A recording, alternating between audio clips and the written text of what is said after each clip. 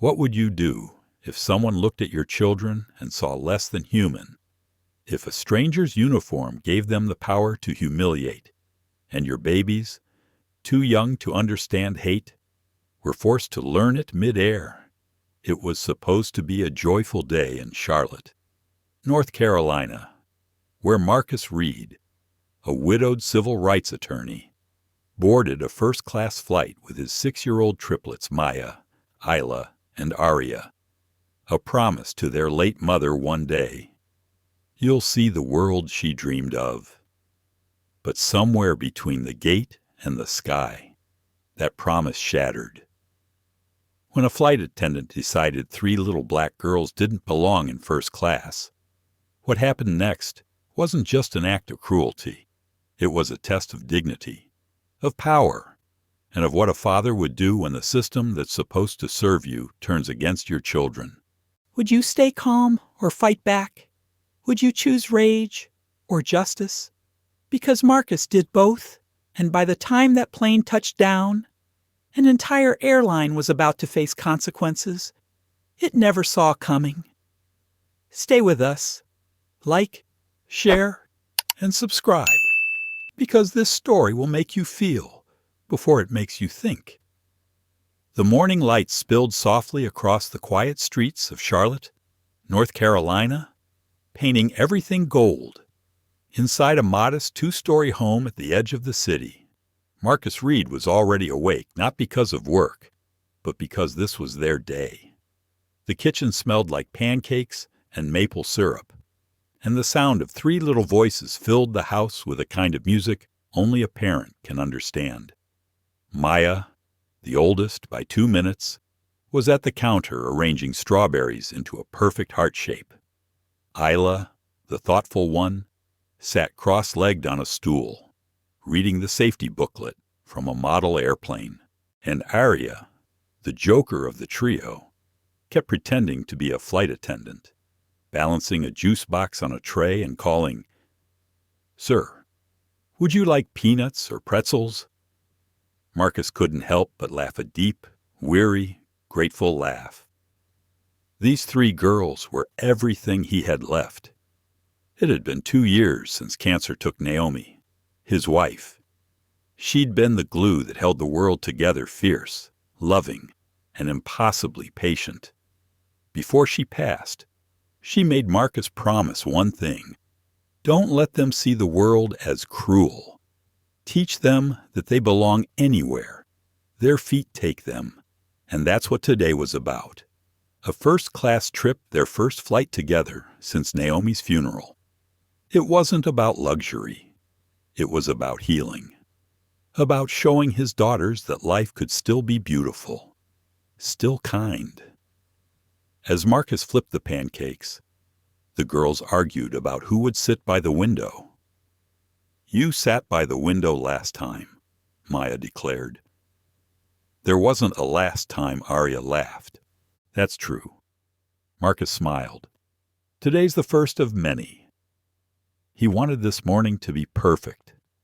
He'd even polished their little travel backpacks the night before, each embroidered with their initials, each with a small photo of their mother tucked inside, a private charm against the world's ugliness.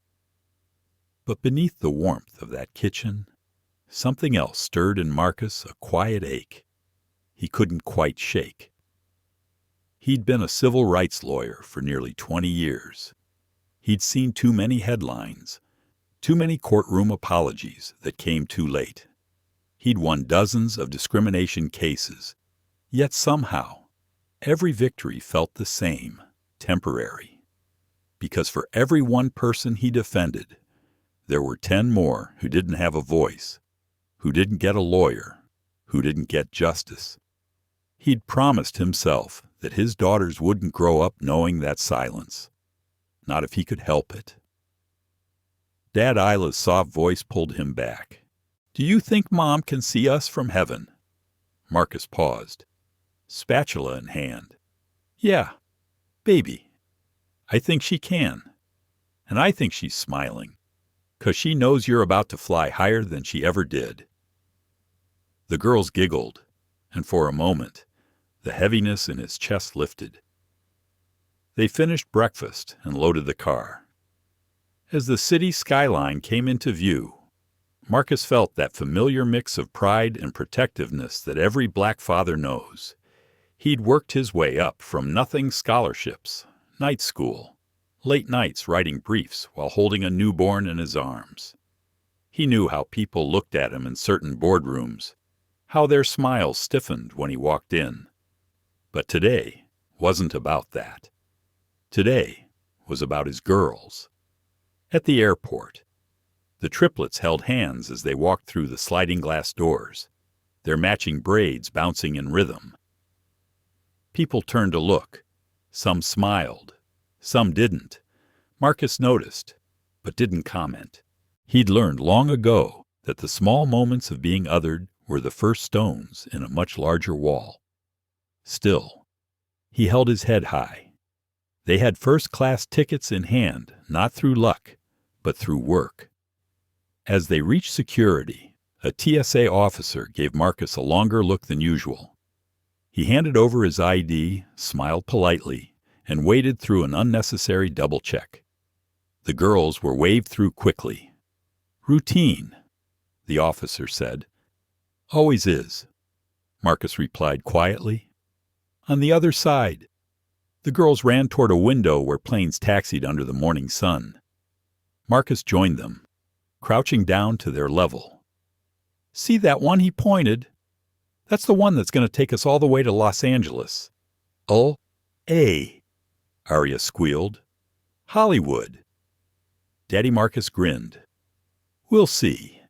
But remember, this trip is our promise to Mom. To live brave, and to treat people with kindness, no matter what. The camera, if this were a film, would linger here on a father kneeling beside his daughters, sunlight catching his wedding ring, a reflection of 3 small faces pressed against the glass. It's a moment that feels safe, warm, ordinary.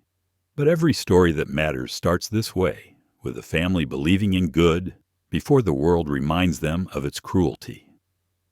As Marcus gathered their boarding passes, he thought again of Naomi's words. Protect their dignity so they can learn to soar. He didn't know yet how soon he'd have to live that promise again. Yeah. This was more than a flight. It was a test Marcus didn't know he was about to face, one that would challenge everything he believed about justice, restraint, and what it means to rise above hate. But for now, in that kitchen, in that airport, in that golden morning light, the Reeds were just a family about to take off, together. As the plane tickets beeped through the scanner and the girls skipped ahead, Marcus Reed lingered for just a second, that heartbeat between past and present, when a man takes stock of his life. He watched his daughters disappear through the gate, 3 little reflections of the woman he'd loved and lost. He smiled, but there was something behind it, not sadness exactly, but the quiet knowledge of how easily the world could turn cruel. Each of his daughters carried a piece of Naomi, and maybe that's why Marcus loved watching them so much. They weren't just reminders of what he'd lost. They were proof that she'd never really left. Maya, the eldest by a blink, had her mother's leadership in her blood. Even at 6, she had a way of taking charge without meaning to. "Dad says we board first," she'd announce, chin up, voice firm. She didn't know it yet, but she'd inherited Naomi's courage, that kind that comes from knowing your worth, even when others try to strip it away. Isla, the middle child, was different, quiet, thoughtful, always a few steps behind but never out of tune. She loved books, especially the ones her mother used to read stories about pioneers, dreamers, people who built bridges instead of walls. She'd spend hours sketching airplanes in her notebook, whispering, "One day, I'll fly one of these." And Arya, the youngest, was the sunshine in their storm, always laughing, always teasing, the kind of child who could make grief pause for breath. She had Naomi's smile wide and disarming, the kind that made strangers soften for a moment. Before they left home that morning, each girl had taken something small from the wooden box Marcus kept in his nightstand, Naomi's keepsake box. Inside were the fragments of a life once whole, a wedding photo faded at the edges, a flight pin from Naomi's college days when she dreamed of being a pilot, and 3 silver bracelets she'd planned to give the girls when they turned 16. Marcus had let them wear those bracelets early. He told them it was for courage, but in truth, it was a shield, something to remind them who they were if the world ever tried to tell them otherwise. As they waited in the terminal, Marcus caught sight of the bracelets glinting under the morning light. For a moment, he saw Naomi's hand on theirs steady, guiding. That's when it hit him again how close dignity and danger could sit side by side. Because Marcus knew the world didn't always see what he saw. Bright little girls full of wonder. Some people saw only color. Some saw a threat in innocence. He'd known that truth since he was 10 years old. Back then, he'd been just another black kid on a school bus in Birmingham, clutching a science fair ribbon he was proud of. The bus driver told him to move to the back. He didn't. The ribbon was torn in half before he got home. His father had said, "Let it go. Son, some fights you can't win." But Marcus had never let it go. Not then. Not ever. Years later, in law school, he'd remembered that bus ride every time he opened a civil rights case file. Every insult, every microaggression, every slur turned into fuel. By the time he passed the bar, Marcus Reed had made himself a quiet promise he'd never lose a case rooted in prejudice. And he hadn't. Not one. He didn't win them all because of skill alone. He won because he understood the wound, the way discrimination didn't just hurt, it hollowed. He'd spent years putting that hollow into words for judges and juries who had never felt it themselves. Still, there was one thing law books never taught him: how to prepare your own children for that same world. That's why he was always cautious. Why he watched the little details other parents might miss: the stares that lingered too long, the silences too sharp. Why he practiced kindness as a strategy, not just a virtue. It wasn't fear. It was armor. Sitting by the window, Marcus glanced at his reflection in the glass. The suit, the calm, the practiced smile, all of it was part of the armor he'd learned to wear in rooms where people doubted his place. He thought of Naomi again, her laugh, her strength, her faith in people, even when they didn't deserve it. She used to say, "The real test of character isn't when people love you. It's when they insult you and you still choose grace."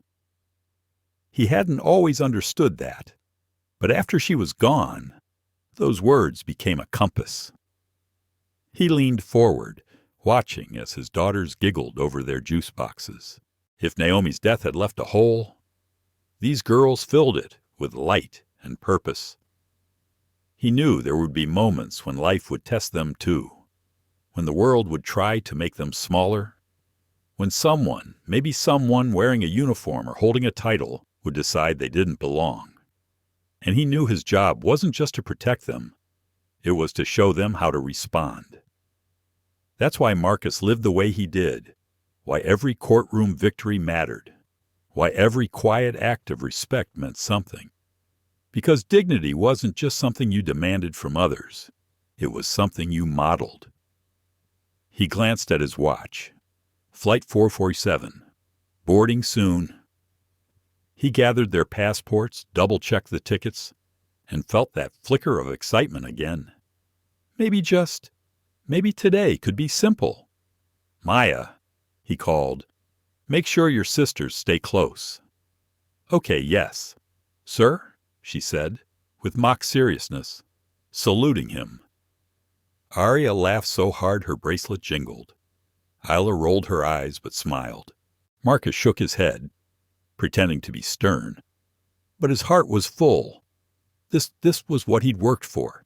Not money, not recognition, just the right to raise his daughters in a world where they could laugh freely, travel freely, exist freely.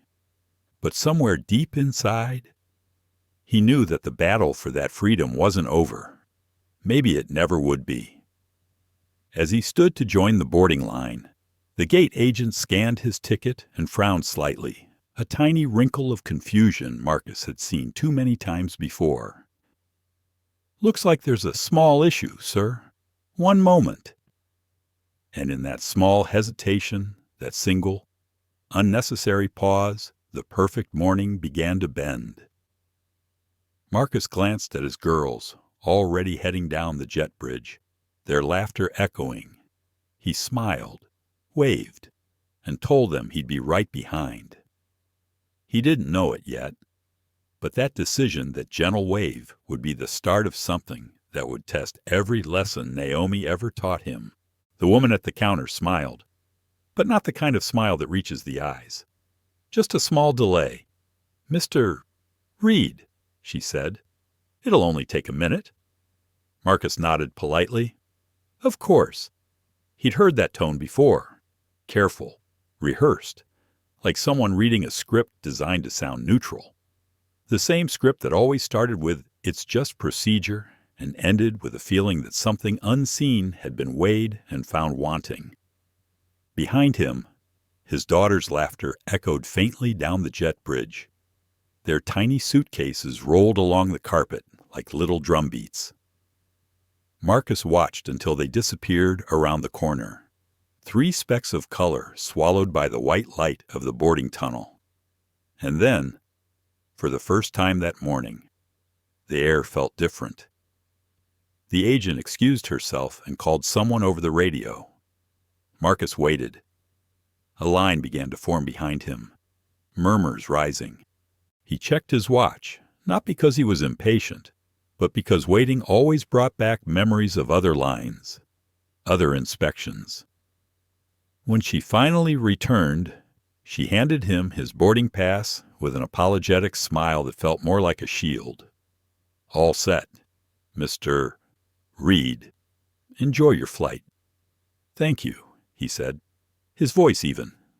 As he walked toward the gate, he felt the eyes not angry, not curious, just watching. It was a look he knew too well, the look that asked, "Do you belong here?" He did what he'd learned to do years ago, straighten his tie, hold his posture, let the moment pass. But even as he walked through the jet bridge, the thought stayed with him how small things can whisper before they shout. E.D. The terminal's first-class lounge was a world of calm and glass. Coffee machines hummed quietly. A string quartet played softly over the speakers. It should have felt peaceful. But for Marcus, peace was a luxury he'd never trusted completely. He spotted the girls sitting neatly on a leather sofa, their feet swinging above the floor. They were sharing a pack of cookies, giggling, whispering secrets only sisters understand. As he approached, a woman across from them, elegant, middle-aged, pearls at her neck shifted in her seat. Her gaze lingered a second too long. Then, with slow deliberation, she reached for her purse and placed it on the opposite side of her body. It was a small gesture, quiet, but heavy. Marcus noticed because people like him always noticed. Maya looked up at him, confused. "Daddy, why did she move her bag?" He smiled gently, lowering his voice. Maybe she just wanted to keep it closer. Sweetheart. But inside, he felt that old sting, the one that no longer burned, but still cut deep. He knelt beside them. "How are we doing? Ladies." Good Arya grinned. "We're playing who can sit still the longest." "Then I'm losing already." Marcus chuckled, ruffling her curls. He tried to make the moment light, but the woman's eyes never softened. She turned a page in her magazine. her perfume sharp in the air. And Marcus thought, this is how it starts. Not with slurs or shouting, but with silence that speaks louder than words.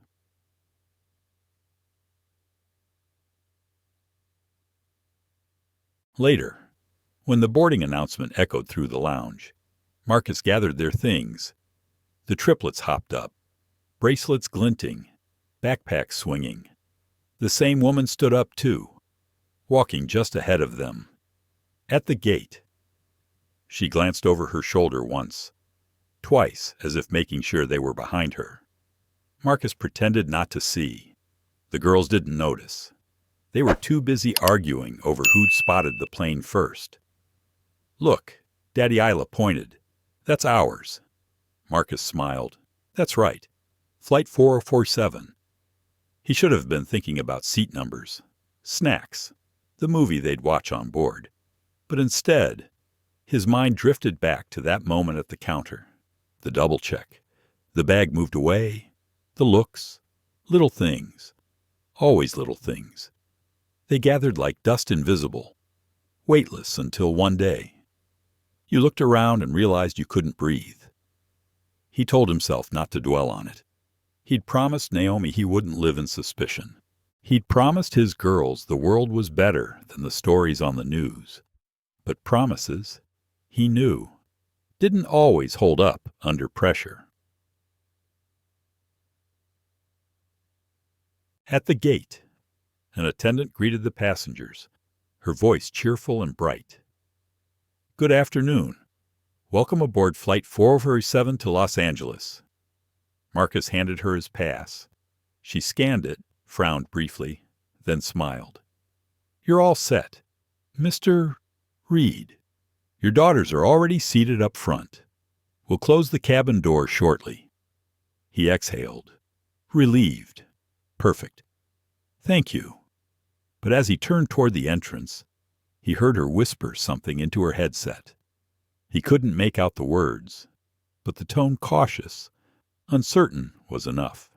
He hesitated, just a beat, the kind of pause you feel but don't understand until later. And yet, he smiled anyway, walking forward into the narrow tunnel of light that connected the terminal to the plane. Inside the aircraft, the air was cool and perfumed with coffee and new leather. Marcus spotted the triplets up ahead, sitting quietly in their first-class seats. Their feet dangled above the floor, their eyes wide with wonder. He almost laughed. They looked so small among all that luxury. Naomi would have teased him for worrying. He began moving down the aisle, but before he could reach them, a voice stopped him. Sir, said a flight attendant, a woman with perfectly styled hair and a name tag that read Rachel Morrison. Passengers in this section are boarding only after our pre-screen check. Marcus blinked. I'm just joining my daughters. They're seated right there. Rachel smiled politely, but her tone carried an edge. Yes, of course. I just need to confirm with the purser first. Please step aside. Marcus paused. There it was again, that same careful tone, that same undercurrent. He stepped back, keeping his voice even. No problem. As he waited, he watched the girls from a distance. Maya was trying to figure out the seat controls. Aria was whispering to Isla, giggling. They looked so happy, so untouched. He wanted to keep it that way. So when Rachel finally waved him through, Marcus thanked her and walked past with quiet dignity. He sat down beside his daughters, smiling, settling in. But in the back of his mind, he couldn't shake it, that creeping sense that the air itself had changed. He didn't know what form it would take yet, but he knew the signs. He'd seen them in courtrooms, in offices, in 1,000 small humiliations dressed up as policy, and he knew something was coming. The plane doors closed. The hum of the engines rose. Marcus leaned back in his seat, held his daughter's hands, and whispered, Almost there. Babies. Almost there. Outside. The clouds gathered, soft and white, deceptively calm. Inside, somewhere unseen. The storm was just beginning to form. If you've ever flown often enough, you know that the smallest glitch, a slow computer, a misread barcode can change everything. Most people just sigh, wait, and forget about it. But sometimes, those small moments become the cracks where something deeper slips through. For Marcus Reed, it began with a soft beep that didn't sound quite right. He'd followed behind his daughters down the jet bridge, tickets in hand, heart finally lightening. The girls had gone ahead, their laughter bouncing down the narrow tunnel. The flight attendant at the door had waved them through cheerfully. "Aren't you three adorable?" Marcus smiled, grateful for kindness where he could find it. But as he handed over his own boarding pass, the scanner gave a sharp red flash. The gate agent said, tapping the screen. "It's not reading." Marcus shifted his briefcase from one hand to the other. "No problem. Happens all the time." He'd said that phrase so often it had become a kind of armor, the calm voice of a man refusing to let frustration show. The agent frowned, tried again. Red light. She called over a supervisor. Marcus glanced down the tunnel. He could still hear his daughters giggling somewhere near the front of the plane. He checked his watch. 5 minutes until departure. "Must be a system error," the supervisor said, smiling thinly. "Could you step aside for a moment?" "Sir, we just need to revalidate your ticket." Marcus's instincts twitched. It was always just a moment. Behind him, a few passengers grumbled about the delay. He stepped aside anyway, trying to stay composed. He wasn't about to give anyone the satisfaction of seeing him lose patience. Inside the plane, he imagined Maya trying to help Isla with the seatbelt, Arya probably pressing every button in reach. Daddy said sit still. He could almost hear Maya say, bossy but sweet. He smiled at the thought. The supervisor clicked through the system, then frowned. "Strange. It says you've already boarded." Marcus raised an eyebrow. "That's impressive, considering I'm standing right here." She laughed awkwardly. "Technology." Huh. It was a harmless moment, the kind that should have ended in a shrug. But behind her forced cheer, Marcus sensed something else, hesitation. That quiet, familiar pause before someone wonders if they're about to make a mistake that's not their fault, but yours. He decided to make it easy. "My daughters are already seated," he said gently. "Can they stay on while you sort this out?" The agent looked relieved. "Of course. They're perfectly fine. It'll just take a few minutes." Marcus nodded, crouched down to speak softly to his girls before they disappeared completely into the cabin. "Okay, angels," he said. "Listen carefully. Stay in your seats.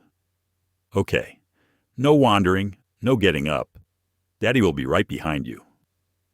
Maya nodded solemnly. The little leader she was.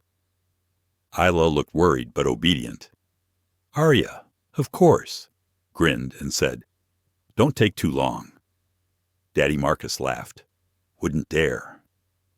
He gave them a final thumbs up, watched them settle in, and turned back toward the counter. It seemed like nothing a harmless choice, a father's trust in the system. But that was the moment the clock started ticking. The minutes dragged. 5, 10. The line behind him thinned as the last passengers boarded. He could see the flight attendants through the open door, checking compartments, smiling for the customers who mattered, the ones who didn't set off red lights on scanners. Finally, the supervisor returned. "You're all set.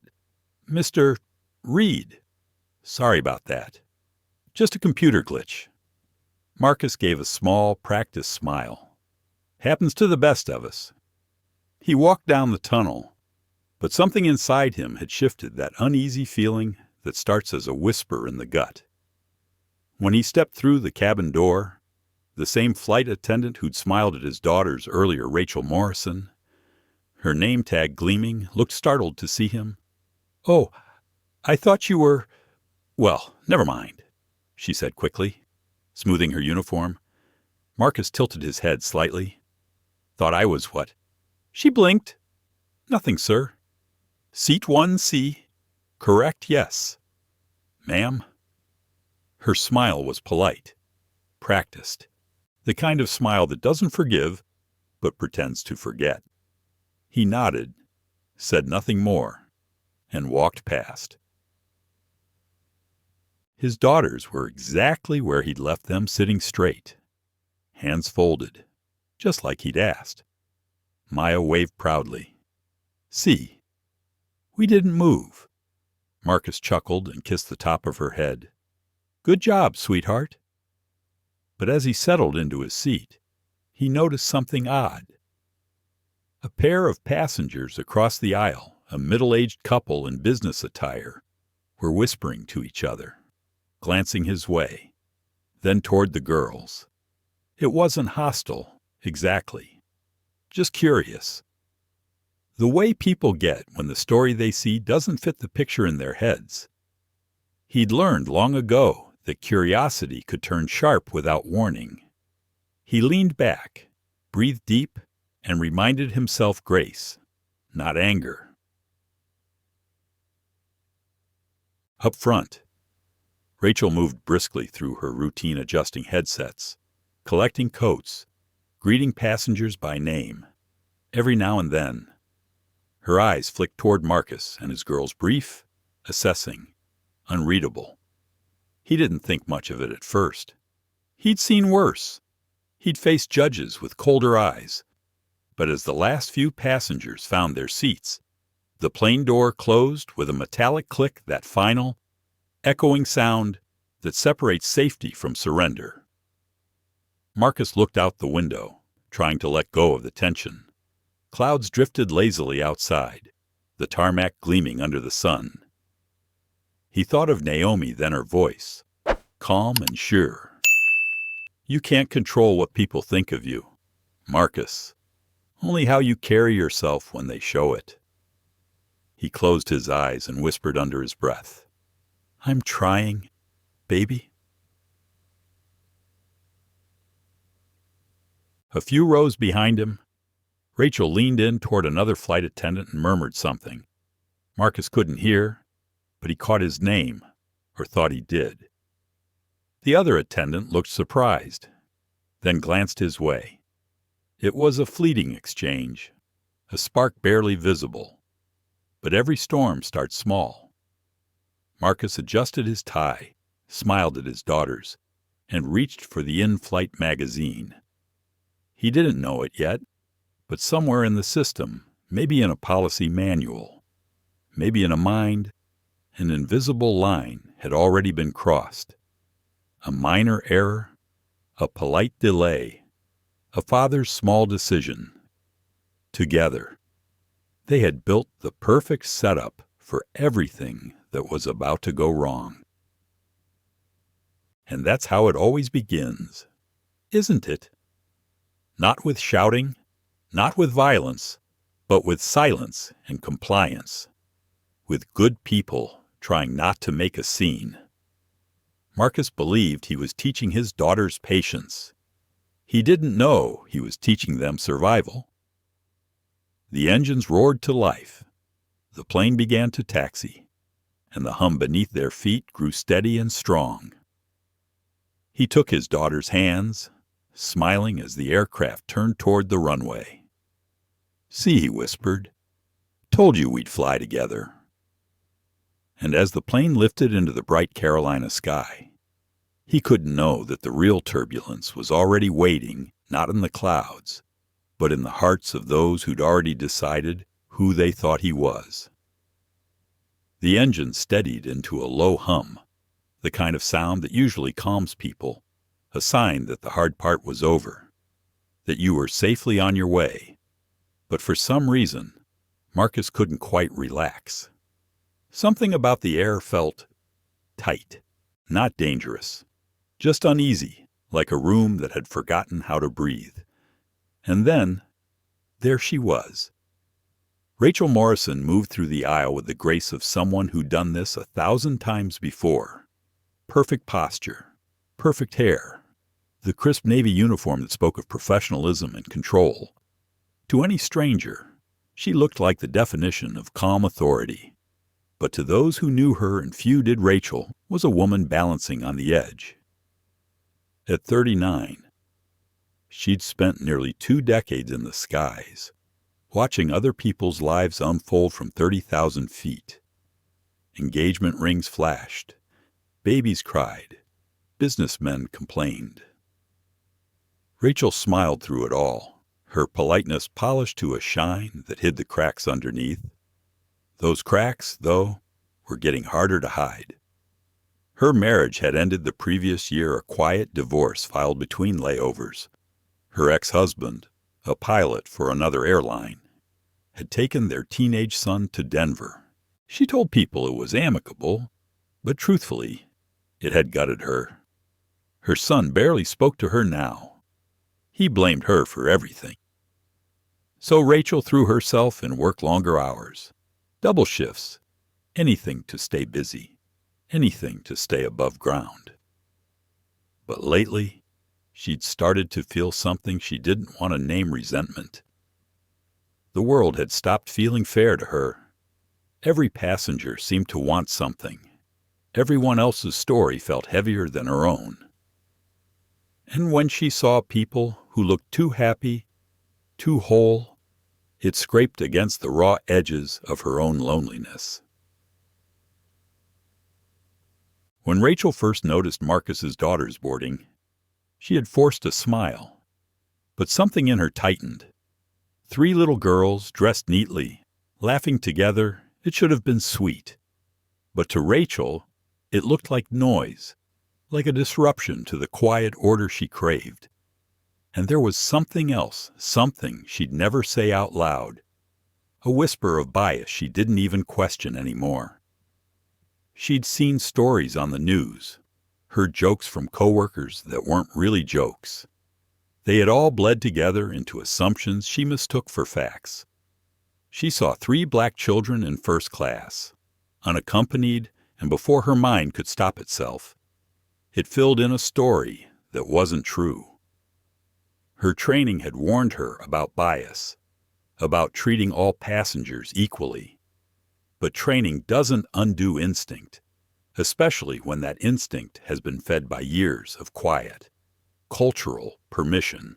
So when she looked at those girls, bright-eyed, polite, clutching little backpacks with matching initials, she didn't see daughters of a civil rights attorney. She saw a situation. Rachel's coworker, a younger attendant named Claire, noticed her expression. "They're sweet," Claire whispered, smiling. "Triplets." Can you imagine? Rachel forced a nod. Adorable. But in her tone, something cold had already begun to form. As she prepared the cabin, Rachel found herself replaying the morning stress. The supervisor had been late. The catering crew forgot the premium fruit trays. A passenger had snapped his fingers at her earlier for water. Her patience. The one thing she'd always prided herself on was running on fumes. And when she saw Marcus finally board, that calm exterior slipped just a little. He walked in quietly, briefcase in hand, shoulders straight, the kind of man who carried dignity like a second skin. Rachel didn't like men like that. They reminded her of her ex-husband, of every polished smile that had ever hidden a judgment. She didn't know Marcus's story, but something about his presence, confident yet restrained, irritated her. She told herself it was just the seating list, just logistics. But deep down, it wasn't. Something in her wanted to remind him Who set the rules up here? After takeoff, Rachel began her rounds, checking belts and serving drinks. She passed by the Reed girls, who were chatting quietly, heads bent over a coloring book. "Excuse me," Maya said, polite as ever. "Could we have some orange juice?" "Please." Rachel paused. "Orange juice? In first class. Sweetie, we serve fresh squeezed, but maybe just water for now." "Okay." Her voice was light, almost cheerful, but the smile didn't reach her eyes. Maya blinked, unsure what she'd said wrong. Isla looked down. Arya gave a nervous giggle, trying to break the tension. Rachel walked away, heels clicking. To her, it was nothing a quick correction. To the girls, it was the first hint that something wasn't quite right. Across the aisle, Marcus noticed the exchange. He didn't say anything yet, just watched, quietly. Years of law had taught him the power of patience. You let people show you who they are before you decide what to do about it. In the galley, Rachel checked her reflection in the small metal surface of the oven door. She looked tired. She hated that. She adjusted her hair, took a deep breath, and muttered, "Just another flight. Just get through it." But her eyes flicked back to where the Reed family sat. The unease returned, that subtle irritation she couldn't explain, like static under her skin. She told herself it was the noise, the questions, the mess. But what she really couldn't stand was the calm. The way Marcus handled everything with quiet grace. The way those children behaved as if they belonged there because they did. Something in her needed to disrupt that, to reassert order. That's the dangerous thing about people like Rachel. They don't wake up intending to hurt anyone. But when life has stripped them of control, they start looking for someone smaller to take it back from. And in her world, control always began with tone, with rules, with small reminders of how things work. So when she saw Marcus briefly close his eyes to rest, Rachel approached Claire and said, softly but firmly, "Those kids up front, do we have clearance for unaccompanied minors in first class? I thought policy restricted that." Claire frowned. "They're not unaccompanied. Their father's right there." Rachel's lips pressed into a thin line. Right. She straightened her uniform. Just checking. But the seed had already been planted in her mind and in the atmosphere of the cabin. Marcus opened his eyes just in time to see Rachel glance his way again. Something about the look made him sit up a little straighter, not fearful, just alert. He turned his head, smiled faintly at his daughters, and thought, "Stay calm. Observe." He didn't know yet that Rachel Morrison, with all her invisible baggage, was about to become the match that lit the fuse. The storm wasn't here yet, but he could feel the wind shift. The flight had leveled off above the clouds, sunlight flooding through the oval windows in quiet streaks of gold. Passengers settled into their routines, coffee, newspapers, light conversation. For a few moments, it was almost peaceful. Marcus glanced over at his daughters. Maya was reading the in-flight magazine like it was a novel. Isla was sketching an airplane in her small notebook, and Arya was balancing a peanut on her nose, trying to make her sisters laugh. He smiled, that soft, proud kind of smile that only fathers have. It wasn't often life gave him stillness, and in that brief quiet, he let himself believe maybe, just maybe, the tension from before had passed. But storms don't always announce themselves with thunder. Sometimes they begin with a simple, practiced smile. Rachel Morrison returned to the aisle, the same cool confidence in her stride. She'd convinced herself that she'd regained control, that whatever uneasy feeling had started earlier was now gone. But when she glanced at the Reed girls again, it returned. The sight of them sitting so comfortably in first-class content, at ease, belonging rubbed at something deep inside her, like grit under the skin. She paused beside them. "Ease, sweethearts," she said. Voice sugar, sweet. "Do you girls need to use the restroom before lunch service?" Maya looked up politely. "Yes, ma'am. Please." Rachel smiled wider. "Perfect. The restroom in first class is, being serviced right now. But you can use the one in the back of the plane. Just ask one of the attendants there for help. Okay?" She said it lightly, as if doing them a favor. Maya hesitated. "Is it broken?" Rachel didn't miss a beat. "Yes, sweetheart." "Plumbing issue." Marcus, half listening from his seat, looked up. "Everything all right?" Rachel turned toward him, her tone now measured and professional. "Yes, sir. Just a quick maintenance issue. We're making sure your daughters are comfortable." Marcus nodded slowly. "Thank you." And that was that. Or so it seemed.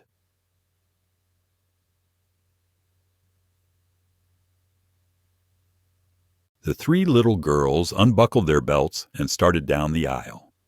It was a long walk, longer than it should have felt. The narrow corridor of the aircraft stretched out before them, lined with rows of faces. Some smiled kindly. Others didn't look at all. Maya led the way, holding Hila's hand. Arya skipped behind, still cheerful, but as they passed from the plush carpet of first class into the narrower section beyond the curtain, something shifted. The air felt different, colder, crowded. Conversations paused. People stared. The girls didn't have the words for it, but they felt it. That quiet change in the room that happens when you walk into a space where people have already decided who you are. A flight attendant in economy, younger, friendly-looking, guided them to the back. "Hey, there you go. Sweethearts. Right this way." She didn't question it, didn't know the story. When the girls returned, the walk back felt longer. Maya noticed how quiet people became as they passed. She didn't understand why, but somewhere deep inside, she felt that first, faint sting of humiliation, one she wouldn't have been able to name yet, but would never quite forget.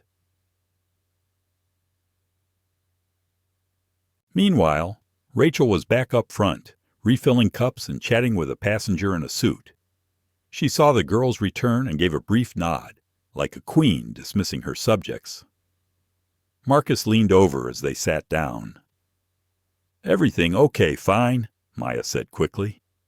"The bathroom was really far." Marcus chuckled softly. "That's airplanes for you." But as he leaned back, something caught his eye. A man 2 rows ahead, a businessman with silver hair, stood up and walked straight into the first-class restroom. The very same one Rachel had just declared out of order. Marcus froze. He waited, half expecting Rachel to stop him, but she didn't. She smiled, even offered him a napkin as he passed. And in that small, cruel contrast, the lie became clear. His heart sank, but not from surprise. No, surprise would have meant he hadn't seen it coming. What he felt was something far older, quieter, and more familiar, the ache of recognition. He turned his head slowly, watching Rachel move through the aisle. Everything about her posture was calm, controlled. She was doing her job, on the surface, but beneath it, beneath every polite gesture and crisp sir and ma'am, there was a message. You don't belong here. Marcus didn't move right away. He didn't want to make a scene. The girls were watching. He glanced at Maya, who sat with her hands clasped, her small face unusually still. She'd seen it too. Their eyes met, and for a moment, Marcus saw something he wished he hadn't the beginning of understanding. That moment when a child first realizes the world doesn't always play fair. He wanted to protect her from it. But how do you shield your children from something invisible, something polite? He inhaled deeply, steadying himself. Naomi's words echoed in his mind again. You don't fight every battle with anger, Marcus. Some you win with dignity. He forced a calm smile. Hey, he whispered to Maya, everything's fine. Okay, just enjoy the flight. She nodded, trying to smile back, but the damage was done. Ooh. A few minutes later, Rachel walked by again, collecting glasses.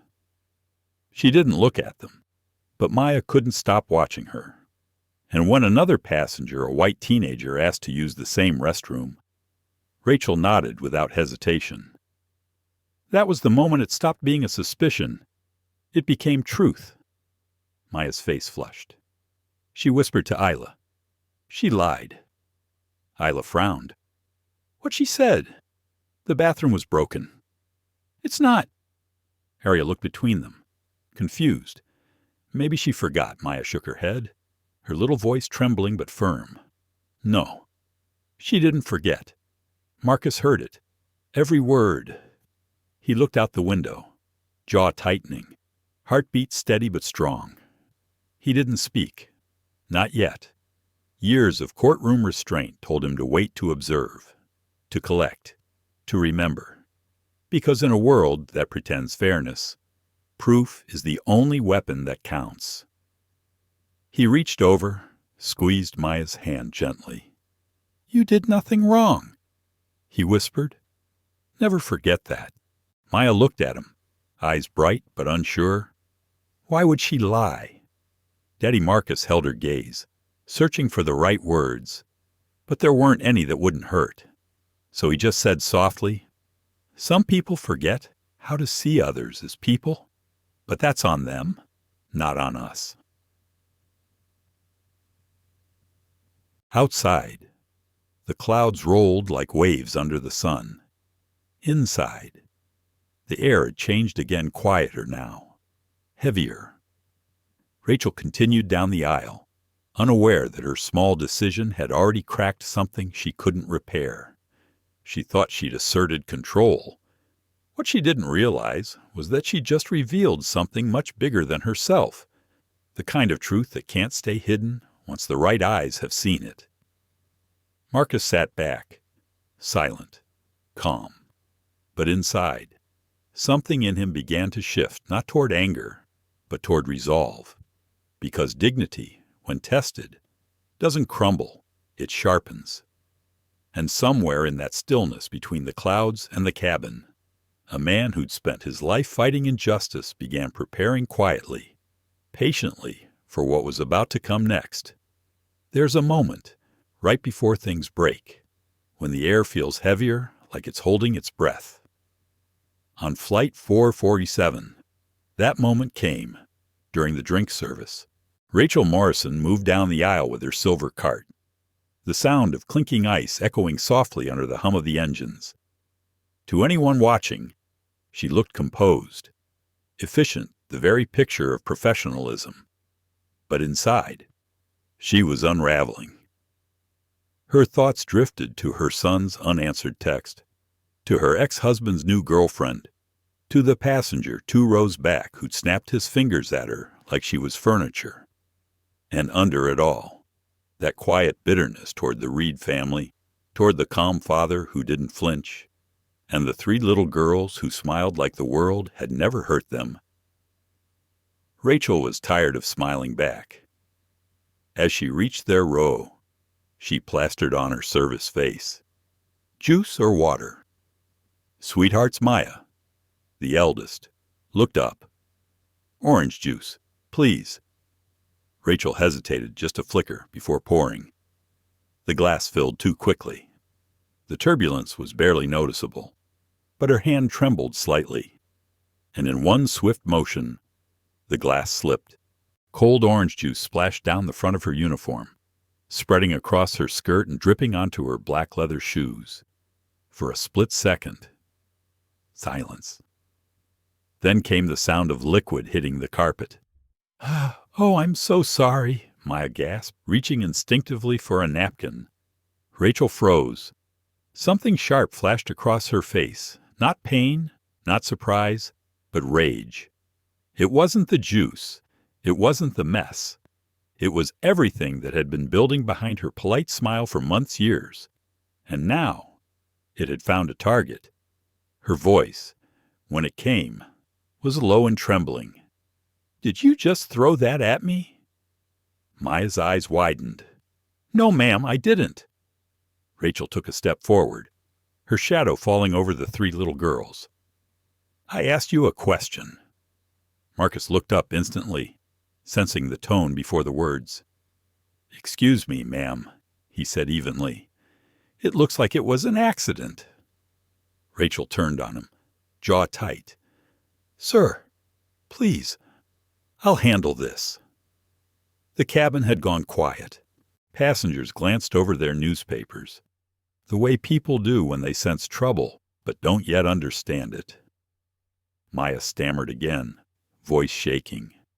"I didn't mean," Rachel snapped. "Don't you talk back to me." Aria flinched. Isla began to tear up. Rachel stood rigid, her uniform sticky with juice, her pride burning hotter than the stain spreading across her shirt. Somewhere deep inside, a voice whispered that she was crossing a line, but she didn't stop. "You people think you can do whatever you want and just smile it away," she hissed under her breath. Then louder, "You think this is funny. You ruined government property. You disrespected a crew member." Marcus stood, calm but firm. "Rachel?" "Sit down, sir," she barked. "You are not to interfere." Marcus froze, every instinct screaming to intervene, but one look at his daughter's frightened faces held him still. He couldn't make this worse. Not yet. Rachel turned back to the girls. "You made this mess. You clean it up." Maya blinked, confused. "We can help. We'll wipe it." Rachel cut her off. "No, you'll do it properly." She pointed to her shoes, sticky, dripping with orange juice. "On your knees. Now." For a moment, the world stopped. You could hear the air vents, the faint rustle of someone's jacket. Even the engines seemed quieter. Maya didn't move. She couldn't. Isla grabbed her hand. Aria whimpered softly. "Daddy." Marcus stepped forward, voice steady but cold. "That's enough." Rachel didn't back down. "You heard me," she said. "Loud enough for the whole cabin now. On your knees, or I'll call security when we land." And just like that, it wasn't about juice anymore. It was about power. Passengers turned, murmuring. A man in business class pulled out his phone. Someone whispered, "Is she serious?" Rachel stood there, shaking but defiant.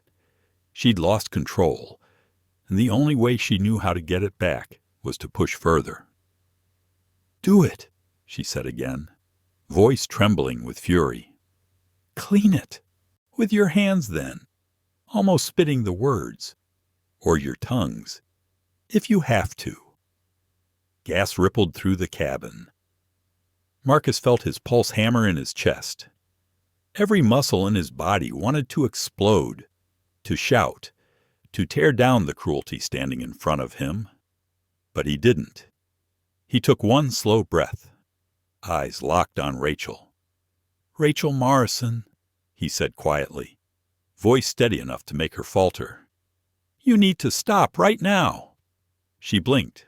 "How do you... Your name's on your badge," he said. His tone was calm, almost gentle, but it carried the weight of something far greater. "And there are 20 witnesses watching what you just said to my children." Someone in row 3 spoke up. "I'm recording this." Another voice. "That's enough." "Lady," Rachel's expression shifted anger to confusion, confusion to realization. The fog of rage lifted, and she suddenly saw herself the way everyone else did a grown woman, towering over 3 terrified children, sticky glass in hand, the entire cabin staring, her face drained of color.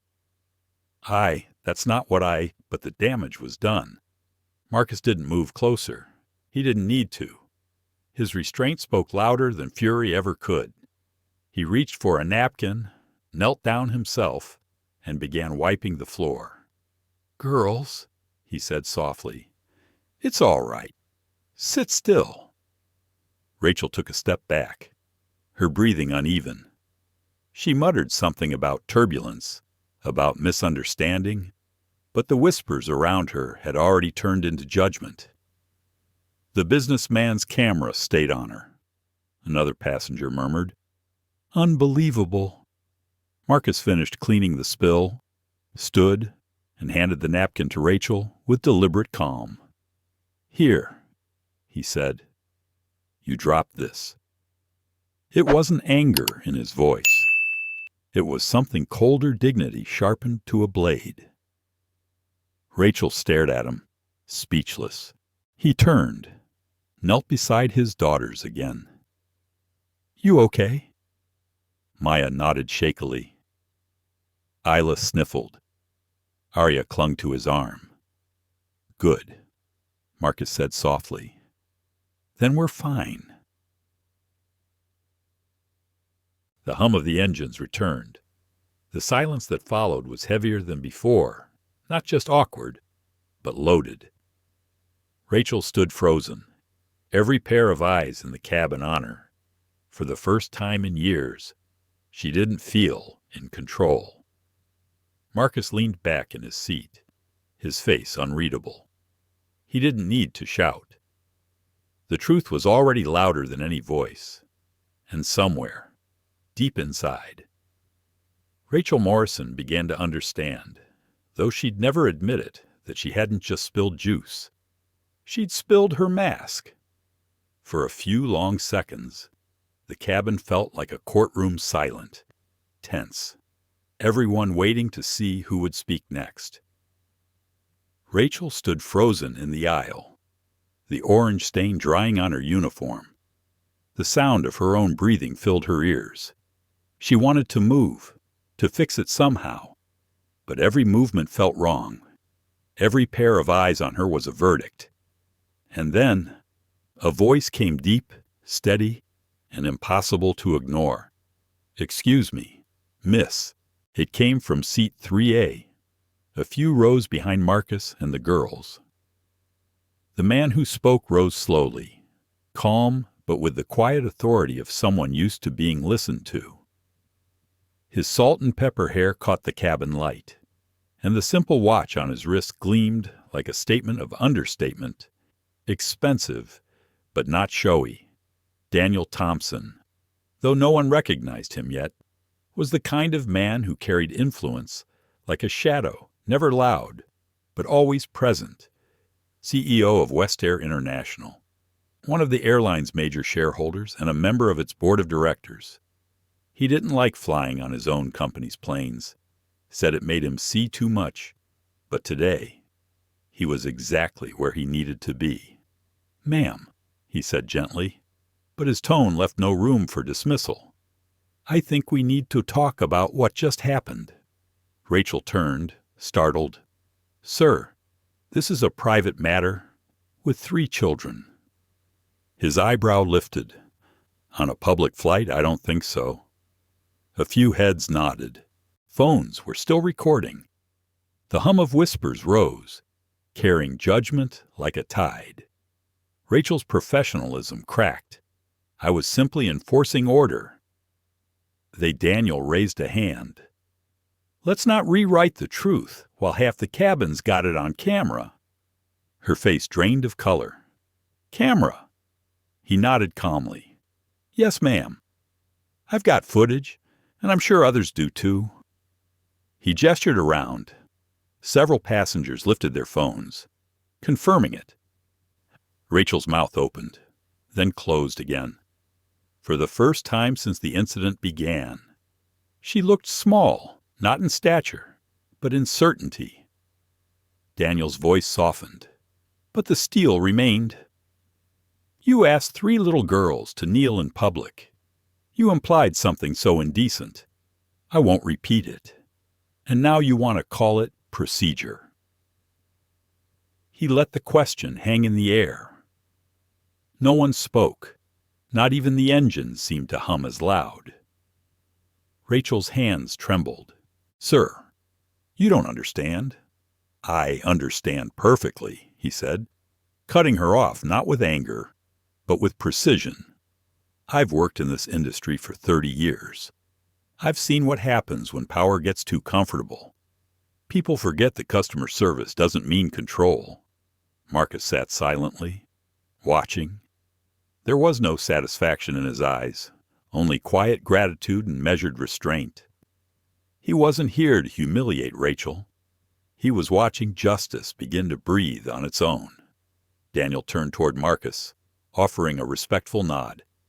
Sir, I assume these are your daughters? Marcus rose slightly. Yes, Maya, Isla, and Aria Reed. Daniel's expression softened. You've raised them well. Their composure just taught half this cabin more about grace than most training programs ever could. A murmur of agreement rippled through the passengers. Rachel tried to regain footing. Sir, if you're with the airline, perhaps you should remain impartial. Daniel almost smiled. Oh, I am impartial. Ms. Morrison, impartial to truth. He looked toward the nearest attendant, Claire, who had stood quietly near the galley, torn between loyalty and conscience. Claire, he said, voice calm. What did you see? Claire hesitated only a moment before straightening. Everything, sir. The children did nothing wrong. The spill wasn't their fault. Rachel's face fell. Claire, don't. But Claire didn't back down. They were polite, respectful. You told them to go to the back. You told them to kneel. And you raised your voice. A gasp from somewhere near row 6. Someone muttered, My God! Daniel nodded slowly. Thank you. Claire. Then, turning back to Rachel, he said, Now, before this goes any further, I want you to understand something. This isn't just about 3 children. It's about a culture, one that allows small humiliations to grow into big injustices. And as long as I have a say in this company, that culture ends today. Rachel stood rigid, blinking fast, her face pale. Sir, I didn't mean I believe you didn't mean to, he interrupted gently. But that doesn't make it right. He motioned toward the passengers. There are witnesses, video evidence, and, most importantly, 3 young lives who'll carry this memory. You'll answer for it, but not here, not like this. He looked at Marcus again. Sir, I'd like to make sure your family is treated with respect for the remainder of this flight. Marcus nodded. I appreciate that. Rachel started to speak again, but Daniel lifted a hand. Enough. Take a seat in the back until we land. I'll handle it with the captain personally. The words hit harder than a shout. Rachel hesitated, glancing around for backup that wasn't there. Even the other attendants looked away. Finally, with trembling fingers, she set the service tray down and walked down the aisle, a slow, silent march past the passengers who'd seen everything. No one said a word, but silence can sting more than insults. As she disappeared into the rear cabin, the plane seemed to exhale. Daniel turned back toward Marcus. You have my word, he said quietly. This won't disappear into paperwork. Marcus studied him for a moment, the lawyer in him weighing sincerity. Then he extended a hand. Thank you. Mr. Thompson, the man replied. Daniel Thompson. The name clicked somewhere in Marcus's mind. The Daniel Thompson. Daniel smiled faintly. I suppose so. But right now, I'm just another passenger who couldn't stay seated. The two men shook hands, not as lawyer and CEO, not as symbols of race or status, but as fathers who knew what it meant to protect dignity. From a few rows behind, a woman spoke up. Sir, if you need witnesses, I'll give a statement. I saw everything. Another voice. Me too. Soon. Nearly half the cabin had raised their hands, and in that quiet, collective moment, something extraordinary happened. The power shifted. The story that began as humiliation was now being written by those who refused to look away. Marcus sat down, his daughters leaning into him. He squeezed their hands gently. It's over now, he whispered. You did nothing wrong. Maya nodded, eyes still wide but calmer. Isla leaned against him. Arya, brave in her innocence, whispered, She's in trouble. Huh, Marcus smiled softly. Maybe, but we don't need to celebrate that. We just need to remember what happened. Daniel overheard, his expression softening. Wise words. Mr. Reed. Marcus looked up, and their eyes met two men from different worlds, bound for the same understanding that power only means something when it protects, not when it humiliates. Outside. The clouds parted slightly, sunlight pouring through like a quiet benediction. Inside. The flight moved forward, not peacefully yet, but with a sense that something right had finally begun. When Daniel Thompson sat back down, the cabin slowly began to breathe again. The hum of the engines returned. Passengers whispered in relief, and a few even clapped quietly, not for victory, but for decency. Marcus hadn't moved much. He was still sitting with his daughters, one arm around them, eyes steady on the aisle, where Rachel had just disappeared. His heart was calm now, not because the anger was gone, but because he had mastered it. Naomi used to tell him, sometimes the loudest thing you can say is nothing at all. He'd finally learned what she meant. But deep down, Marcus knew this wasn't over. Not yet. Because dignity wasn't restored by silence alone. It needed to be witnessed. It needed to be named. A soft knock came at the cockpit door. Then the captain's voice, composed but edged with authority. Mr. Reed, could you come forward, please? Marcus glanced at Daniel, who gave him a small nod. They're ready to talk. He rose slowly, brushing the wrinkles from his shirt, then turned to his girls. Stay with Mr. Thompson. Okay, you're safe. Maya clung to his sleeve. Daddy, are you mad? Marcus knelt, met her eyes. I'm proud, he said simply. That's what I am. He gave them each a kiss on the forehead, then walked down the aisle, not like a man going to fight, but like a man going to finish something he'd already won in principle. The cabin fell silent again. People turned their heads. Phones ready, not to feed gossip this time, but to bear witness.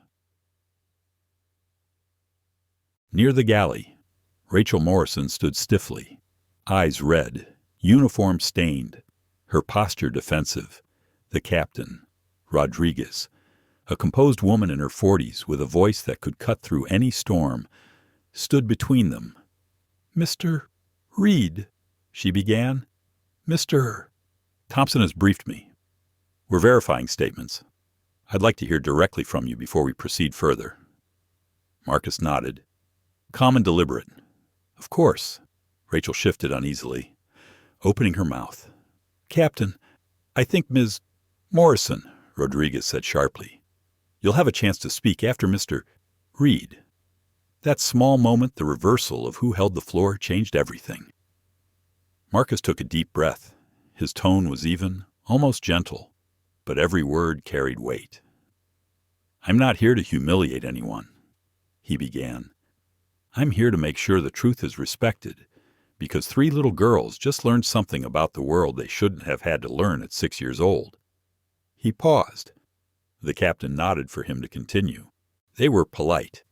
They followed instructions. And they were lied to, singled out, and publicly degraded. That's not a misunderstanding. That's discrimination. Rachel crossed her arms. I said I was sorry Marcus turned his gaze on her. Not angry, just piercing. No, ma'am. You said you didn't mean it? That's different. The words landed like a gavel. You may not have meant to, but intent doesn't erase impact. He continued, I've spent 20 years in civil rights law. I've heard that sentence in 100 courtrooms. It never holds up. Rachel's face flushed. You're twisting this. Marcus leaned forward slightly. You twisted it the moment you looked at my children and saw a problem instead of passengers. Even the captain inhaled sharply at that. Daniel stood quietly near the cockpit entrance, watching not to intervene, but to witness. There was something poetic about it, a father, a lawyer, a black man standing in the narrow aisle of an airplane, that floating microcosm of society turning injustice into a lesson in restraint. The cabin crew had gathered too, their faces solemn. Claire, the younger attendant, held back tears. Captain Rodriguez spoke carefully. Mr. Reed, your concern will be fully documented. I assure you of that. Marcus nodded, but his gaze stayed on Rachel. Documentation isn't enough. I want a record of every passenger who witnessed this. No one leaves until statements are made. Rodriguez straightened. That's within your rights. We'll cooperate. Rachel scoffed softly. You can't detain an entire plane for your drama. Marcus didn't raise his voice, but the calm in it was colder than any shout. This isn't drama. Ms. Morrison, he said. This is civil rights, and as of this moment, I'm representing 3 victims, all of whom happen to be my daughters. Rachel's mouth opened, but no sound came out.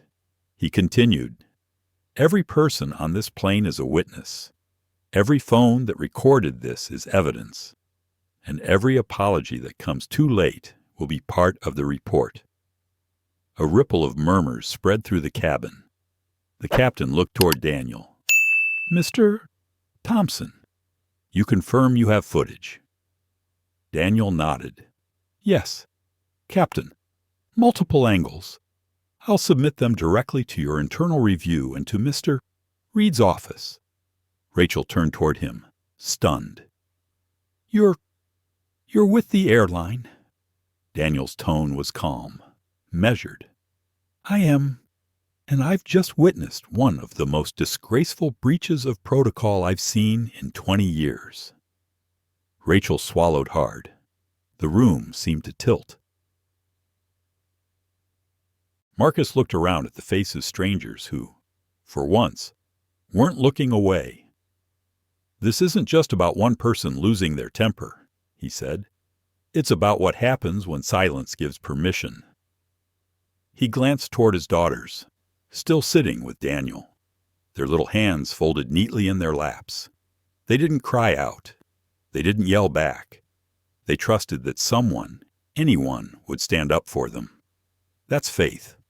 And I won't let that faith go unanswered. The captain spoke quietly, but firmly. Understood. Rachel Morrison, you are relieved of duty for the remainder of this flight. You'll be debriefed upon landing. Rachel's voice cracked. Captain, please, take a seat in the back, Rodriguez said. That's an order. It was more than a command. It was justice beginning to take form. Rachel hesitated, then walked past Marcus head down, silent, the walk of shame long and heavy. Marcus didn't watch her go. He simply exhaled, closed his eyes, and whispered something to himself, a line Naomi used to say, "The measure of a person isn't how loud they demand respect, but how quietly they give it." Vaituti. When he opened his eyes again, Captain Rodriguez extended her hand. "Mr. Reed," she said softly, "thank you for your composure. You handled this better than most would have." Marcus shook her hand. "It's not composure," he said. "It's discipline, the kind we've had to learn just to survive." The captain nodded slowly. She understood more than she said. Then Daniel stepped forward. "Marcus," he said quietly, "we'll handle this. But I want you to know when this story reaches the boardroom, it won't get buried." Marcus met his eyes. "I'm counting on that." They shook hands again, this time not in tension, but in alliance.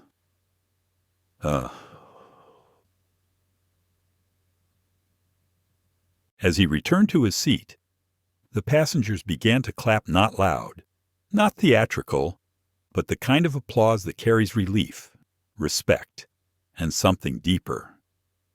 Maya looked up at him. "Daddy, did we do something bad?" Marcus smiled, a little weary, a little proud. "No, sweetheart. You just saw what happens when good people don't stay quiet." The girls leaned into him, and he held them close, staring out at the clouds beyond the window. The sky stretched endlessly, calm and bright, and for the first time in hours, it felt like breathing again. For a few moments, no one moved. The tension that had filled the cabin had shifted, no longer sharp and angry, but heavy and solemn. Everyone knew something irreversible had just happened. Marcus sat quietly with his daughters. The storm had passed, but the air still felt charged, like the quiet after thunder. Little Arya had drifted off in his lap, her tiny hand still clutching his sleeve. Maya and Isla leaned together, whispering softly, their voices no longer afraid, just tired.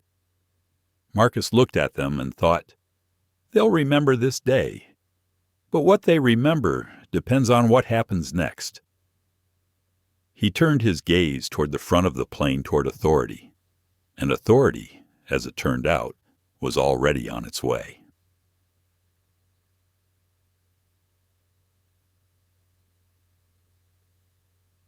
The cockpit door opened, and Captain Elena Rodriguez stepped out. She wasn't tall, but her presence filled the narrow aisle effortlessly. Everything about her, from the calm precision in her stride to the quiet steadiness of her eyes, said one thing: control without cruelty. Rodriguez had been flying for 20 years, through thunderstorms, engine failures, even one emergency landing that made national news. But nothing tested her command quite like moments like this, when she had to steer not just a machine, but human decency. She spoke softly, yet her voice carried through the cabin. "Ladies and gentlemen, I appreciate your patience. We've been made aware of a situation that occurred between a member of our crew and several passengers. I'm here to address it directly." A murmur rolled through the rows.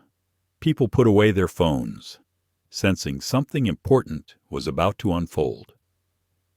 Rachel Morrison sat stiffly in the jump seat near the galley, arms crossed, eyes red but defiant. She looked up as the captain approached, but Rodriguez's expression gave nothing away. "Miss Morrison," the captain said quietly. "Stand up, please." Rachel hesitated. "Captain," Rodriguez repeated. "Now." The authority in that single word left no room for debate. Rachel rose slowly, the sound of her seatbelt clicking open echoing louder than it should have. Rodriguez turned slightly toward Marcus. "Mr. Reed, Mr.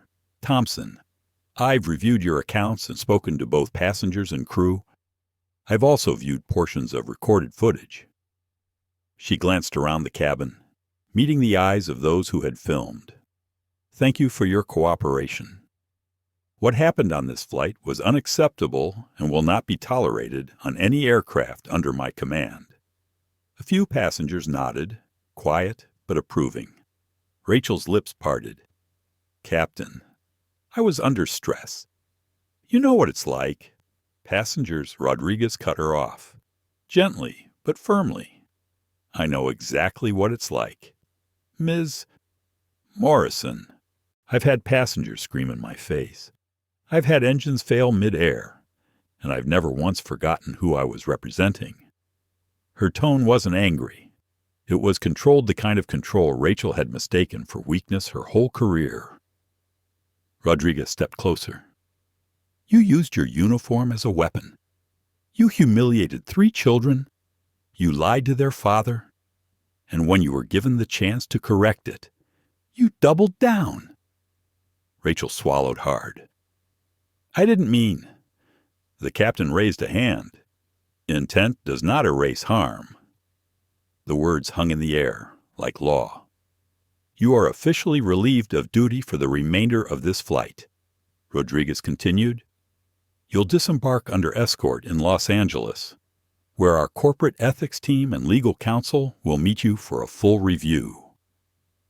Rachel's face crumpled, but the captain's gaze didn't waver. "For now," she added, "you'll take a seat in the last row. You are a passenger, not crew. You will not interact with anyone, including the Reeds." That was when the murmurs began, not cruel laughter, not applause, just the sound of recognition, the kind of murmurs people make when they know they've just witnessed a lesson.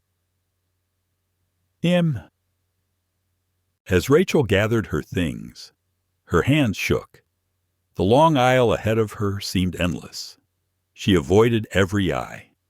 But it was impossible not to feel their weight, the eyes of witnesses, of passengers who'd seen what power looks like when it forgets compassion. It was a walk of shame, yes, but not a public humiliation. It was accountability made visible. She walked past Marcus without looking up. He didn't smirk or gloat. He simply inclined his head slightly in acknowledgement, not of victory, but of closure. Rachel paused for half a heartbeat, maybe to speak, maybe to plead, but no words came. She kept walking, disappearing toward the back of the cabin. When she sat down, alone in the last row, the distance between her and the family she'd tried to demean felt immeasurable, a physical representation of the moral gap she'd created herself. Captain Rodriguez turned back toward Marcus and Daniel. "Gentlemen, I want to personally apologize on behalf of this airline." Daniel stood. "Helena, I'll be filing an official internal report. Legal will want your statement." Rodriguez nodded. "They'll have it before we land." Marcus extended his hand. "Thank you, Captain." Rodriguez shook it firmly. "No, Mr. Reed, thank you. You handled yourself with restraint. I wish more people had. It's not easy, staying calm when the world gives you every reason not to." Marcus gave a faint smile. "It's a survival skill." Rodriguez exhaled slowly. "Well, it's also leadership." Back in first class, the tension began to dissolve. Passengers started whispering again, not about gossip this time, but about courage.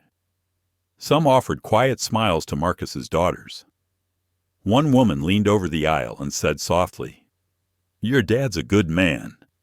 Maya smiled back, small but proud. A few minutes later, Captain Rodriguez returned to the cockpit. Her co-pilot glanced at her. "Everything good?" She nodded, adjusting her headset. "It will be."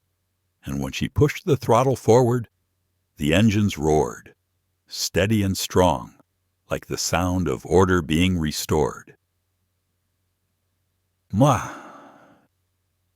Marcus leaned back, finally allowing himself to breathe. He looked down at his daughters. who were nestled together under a blanket. Their innocence had been bruised, but not broken. He turned to Daniel. "You didn't have to step in back there," Marcus said quietly. Daniel smiled faintly. "No, but sometimes the right person standing up at the right moment can change more than policy. It can change perception." Marcus nodded. "That's how justice starts one person deciding silence isn't an option." Daniel chuckled. "And here I thought I was the only lawyer in the cabin." They both laughed softly. Two men on opposite sides of privilege finding common ground somewhere above the clouds. Outside, the sky was beginning to fade into dusk, a soft golden light cutting through the windows, bathing everything in quiet redemption. Inside, the balance of power had shifted. The system, flawed as it was, it corrected itself, if only for a moment. And sometimes, that's enough to keep faith alive. When Captain Rodriguez returned to the cockpit and the engines steadied into their usual rhythm, a quiet sense of relief settled over the cabin. Not the loud kind, no applause, no cheers, just a collective exhale. The kind that comes after people have seen something ugly and are grateful it's over. Marcus Reed sat back in his seat, eyes closed for the first time in hours.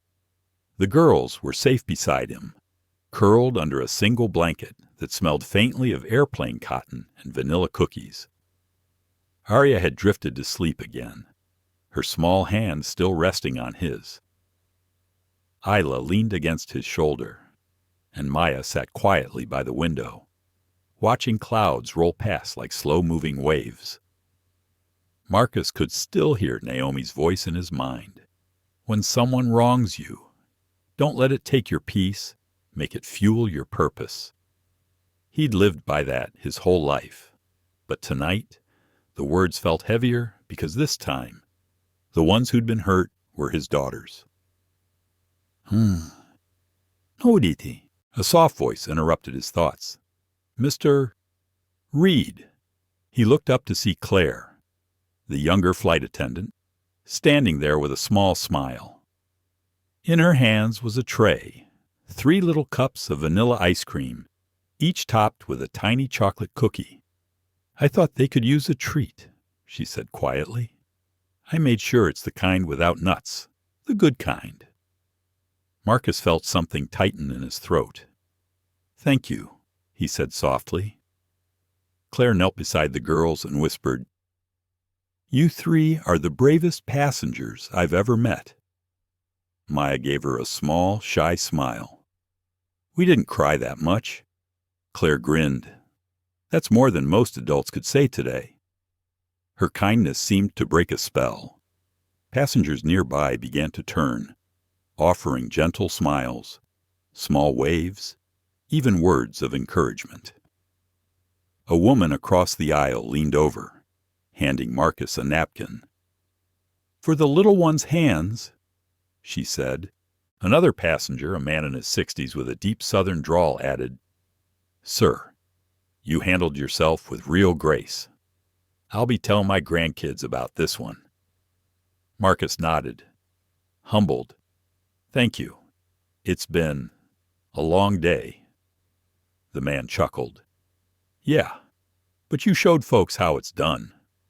Moments like that, soft and planned, began to stitch the cabin back together. Humanity, after all, is rarely loud. It's in the quiet gestures, the shared glance, the offered cookie, the whispered, "Are you all right?" between strangers. Daniel Thompson had been sitting quietly a few rows back, watching. He'd seen countless business crises in his life: lawsuits, firings, corporate scandals. But this was something else. This was human. He stood, walked up to Marcus's row, and gestured toward the empty seat beside him. "May I?" Marcus nodded. Daniel sat down, the air between them thick with unspoken understanding. For a moment, neither spoke. They just watched the clouds, 2 men from different worlds, bound by a shared disgust for what they'd seen and a shared determination to fix it. Finally, Daniel broke the silence. You know, I've spent half my career writing policies to prevent this sort of thing, and still, it happens. Marcus gave a soft, knowing smile. Policies don't change people. People change people. Daniel nodded slowly. You're right. And the only way they change is when someone forces them to look in the mirror. Marcus tilted his head. You planning on holding up the mirror? Daniel smiled faintly. I was hoping we'd hold it together.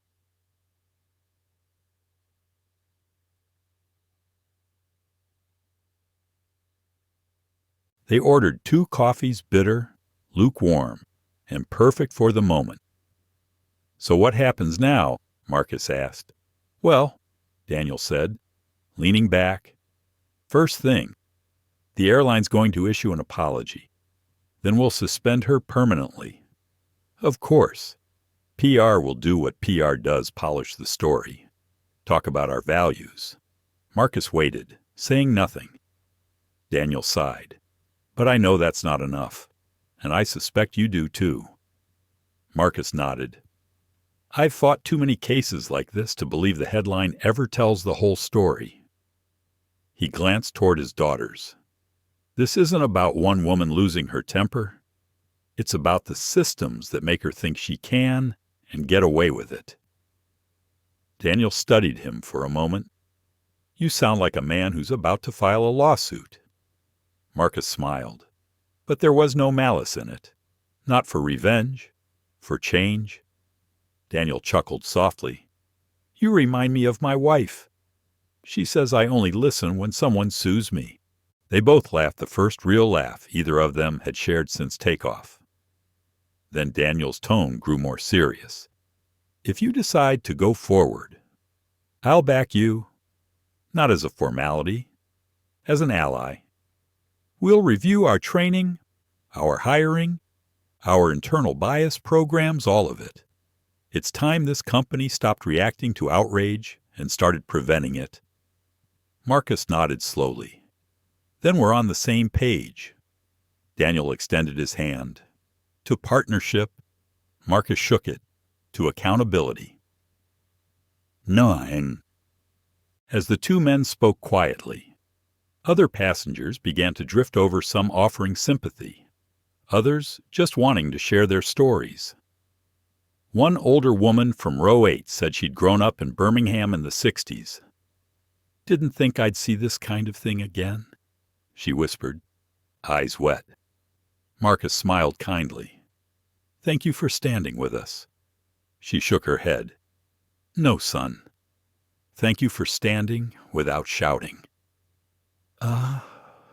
Later, Claire returned with a small tablet. The girls wanted to watch a movie, she said, smiling. I downloaded one for them. Finding Nemo. Maya grinned. That's our mom's favorite movie. Marcus froze for just a second, surprised, then smiled softly. Yes, it was. The girls giggled as the screen lit up, their laughter breaking the last of the tension. Passengers nearby smiled, grateful for the sound. Daniel leaned back and said quietly, You know, I've been in meetings where men twice your age lost their temper over a delayed flight. You kept your soul intact through something much worse. Marcus looked at him, thoughtful. Anger's easy. It's control that takes practice. Daniel nodded. I'll remember that. The rest of the flight unfolded in a strange, peaceful quiet. The hum of the engines felt softer now, almost like a lullaby. Someone offered cookies to the girls. Another passenger pulled out a guitar and played a soft tune that floated through the cabin like a prayer. By the time the captain announced their descent into Los Angeles, it no longer felt like a plane full of strangers. It felt like a small community that had been through something together and come out the other side a little more human. Marcus glanced at Daniel. You ever think maybe things have to break before they can get fixed? Daniel smiled. Only every day. As the plane tilted downward, sunlight streamed through the windows, golden, forgiving. Marcus looked at his daughters and saw not fear, but quiet strength. They'd lost a bit of innocence, yes, but they'd gained something deeper, the knowledge that even in the face of cruelty, grace is power. He took a deep breath, looked out at the fading clouds, and whispered under his breath, "Naomi, you'd be proud of them." By the time the cabin lights dimmed and the engine steadied for the second time that night, the air inside Flight 447 felt different, lighter somehow. The earlier tension had dissolved into something quieter, something almost sacred. The hum of whispered conversation replaced the chaos. Passengers who'd once sat rigid in their seats now leaned toward each other, talking in low, empathetic tones. A child somewhere in the back laughed softly, and for the first time in hours, no one flinched at the sound. Marcus Reed sat with his daughters nestled against him. The glow from the overhead lights traced the soft outlines of their faces, the innocence that had been bruised but not broken. Isla was half asleep, her head on his shoulder. Arya hummed quietly, a tune from a lullaby Naomi used to sing. Maya held her father's hand and asked in a whisper, "Daddy, are we going home now?" Marcus smiled faintly. "We are, sweetheart. We really are." It wasn't the destination he meant. It was the return to something deeper: safety, dignity, and a world where rights still mattered. A few rows up, Captain Elena Rodriguez sat alone for a moment in the cockpit, headset resting on the console, eyes closed. She'd flown through thunderstorms, mechanical failures, and mid-air emergencies.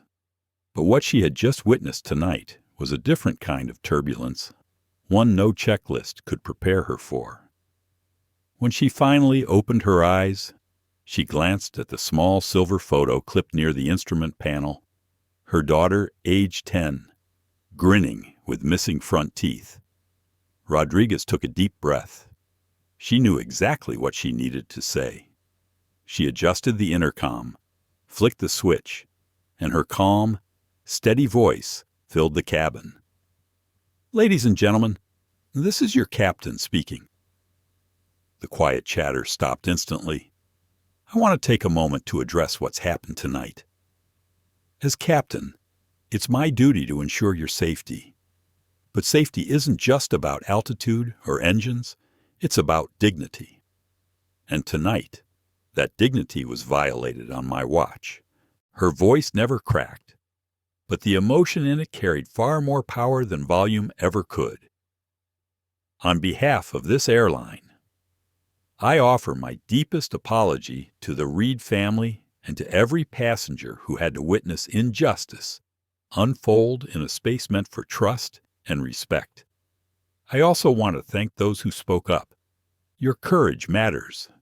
It reminds us that silence, in the face of wrong, is not neutrality, it's participation."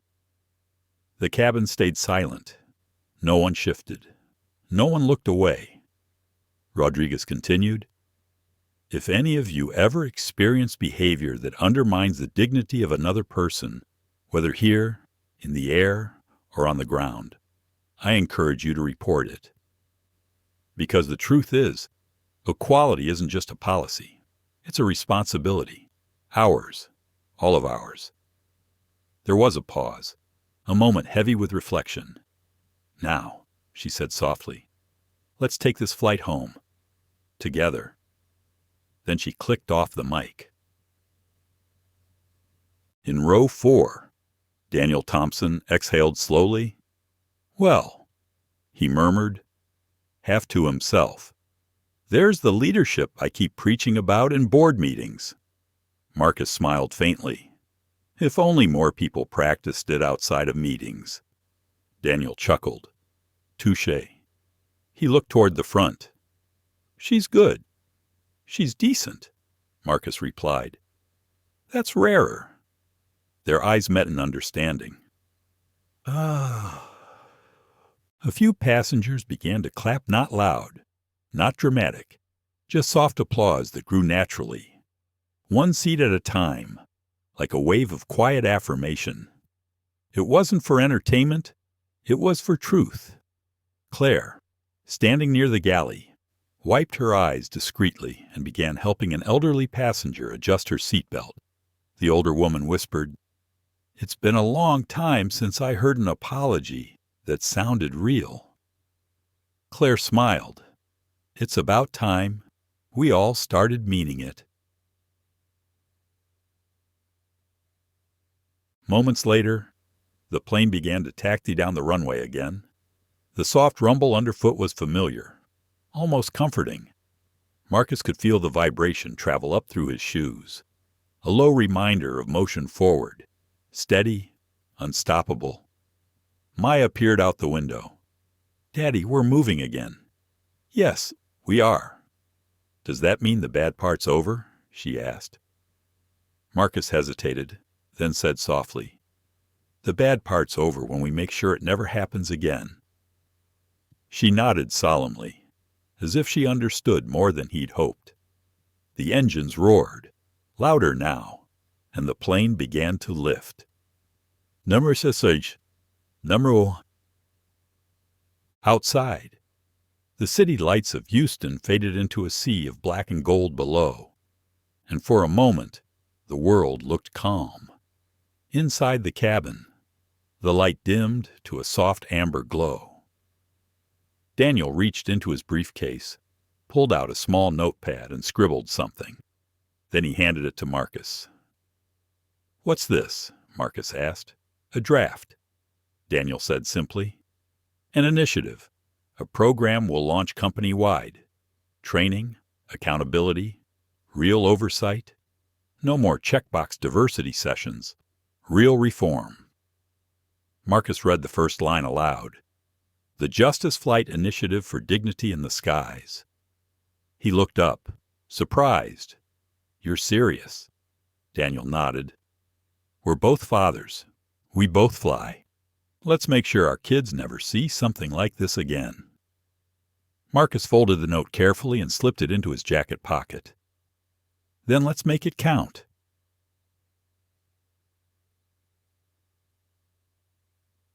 As the plane climbed, Marcus glanced out at the horizon. The clouds below glowed silver against the moonlight. He thought of Naomi, her laugh, her patience, her belief that grace was stronger than fury. He whispered quietly, "We're still flying, love?" For the first time since boarding, his chest felt light. "It is." Idanim. About an hour into the flight, Claire returned with refills of coffee, one for Marcus, one for Daniel. "Compliments of the captain," she said, smiling. Marcus chuckled softly. "Tell her she doesn't need to do that." Claire shook her head. "She knows. She wanted to anyway." Marcus took the cup and sipped slowly. It was still airplane coffee thin, bitter, but somehow it tasted different now. Not better, just more human. The rest of the flight passed in peaceful quiet. Some passengers slept, others stared out their windows, lost in thought. There was no gossip now, no whispering, no discomfort, only the steady hum of the engines, carrying a cabin full of strangers who, for a brief time, had shared something real. As they began their descent into Los Angeles, Rodriguez's voice came through again, calm and clear. "Ladies and gentlemen, we'll be landing shortly. On behalf of the entire crew, thank you for your patience and for reminding us what compassion looks like when it counts." Marcus looked at his daughter's 3 small faces glowing in the soft light. They had endured something unjust, and yet they had come out stronger, surrounded by the quiet power of decency. He leaned back and whispered, "That's how you change the world, not with anger, but with grace." The wheels touched down softly, and the plane rolled to a gentle stop. Applause rippled again. But this time, it wasn't for landing. It was for healing. Somewhere near the back. Rachel Morrison sat in silence, eyes downcast. Perhaps, Marcus thought, she too was learning something tonight, not about punishment, but about consequence. As passengers began to gather their things, Captain Rodriguez stepped out of the cockpit one last time. Her uniform crisp, her face calm. She walked down the aisle slowly. When she reached Marcus's row, she paused. "Mr. Reed," she said, "thank you for reminding us who we're supposed to be." Marcus smiled gently.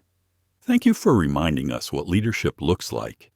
They shook hands not as passenger and captain, but as equals in purpose.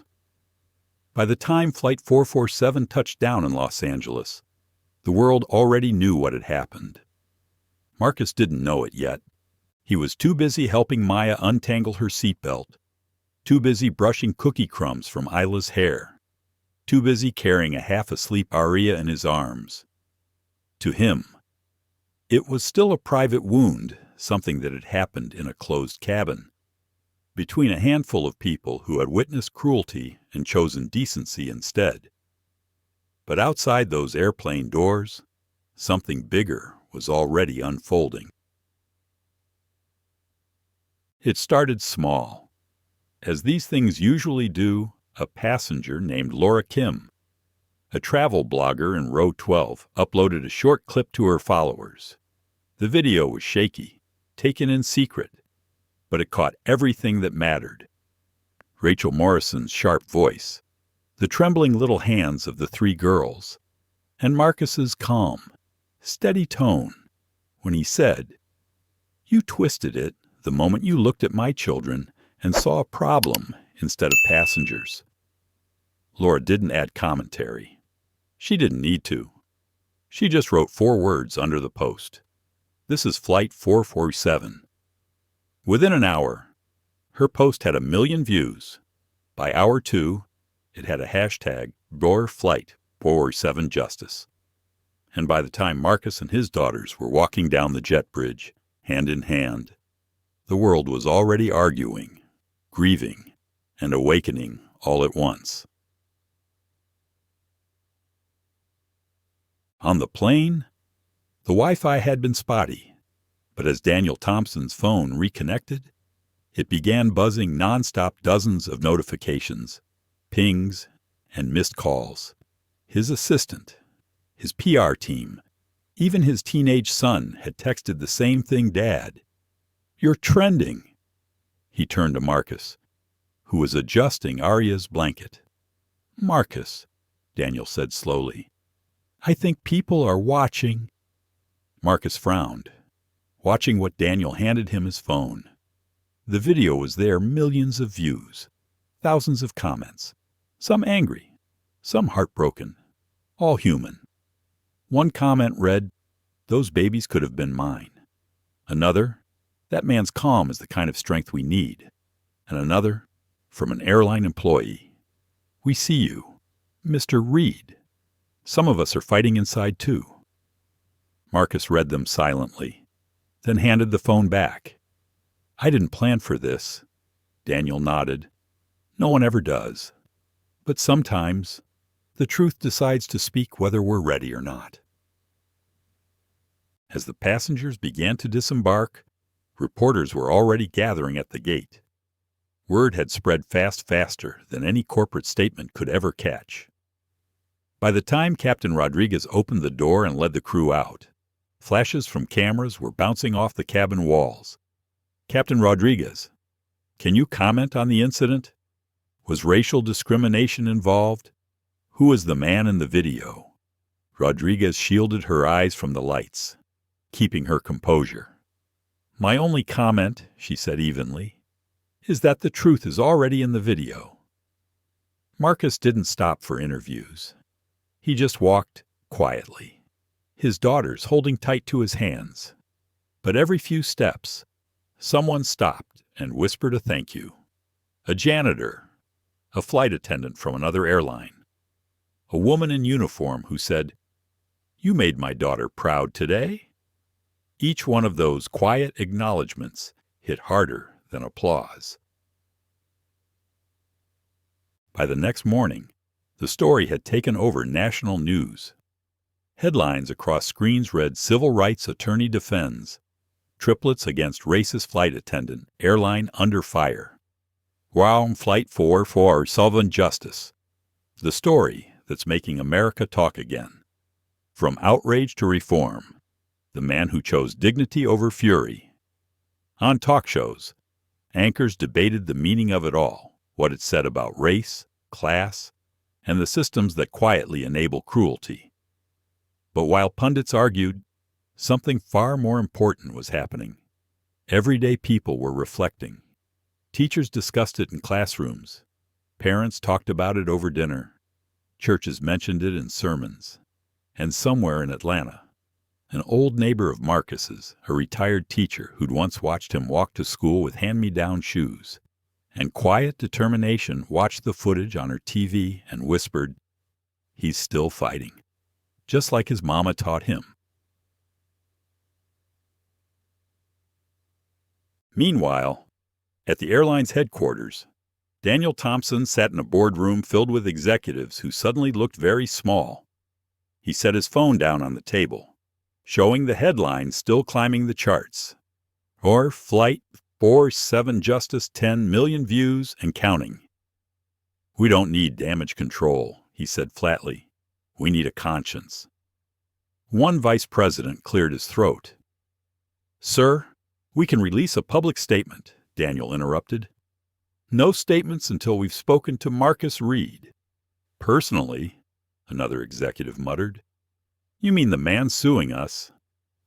Daniel looked up. "I mean the man teaching us." Back in Los Angeles, Marcus had finally tucked the girls into bed at a hotel provided by the airline. They'd been given matching pajamas, warm food, and more apologies than anyone could count. But what stayed with Marcus wasn't the gestures, it was the feeling of eyes on them, the weight of being seen. He stepped out onto the balcony, the city lights sprawling below like a reflection of the sky.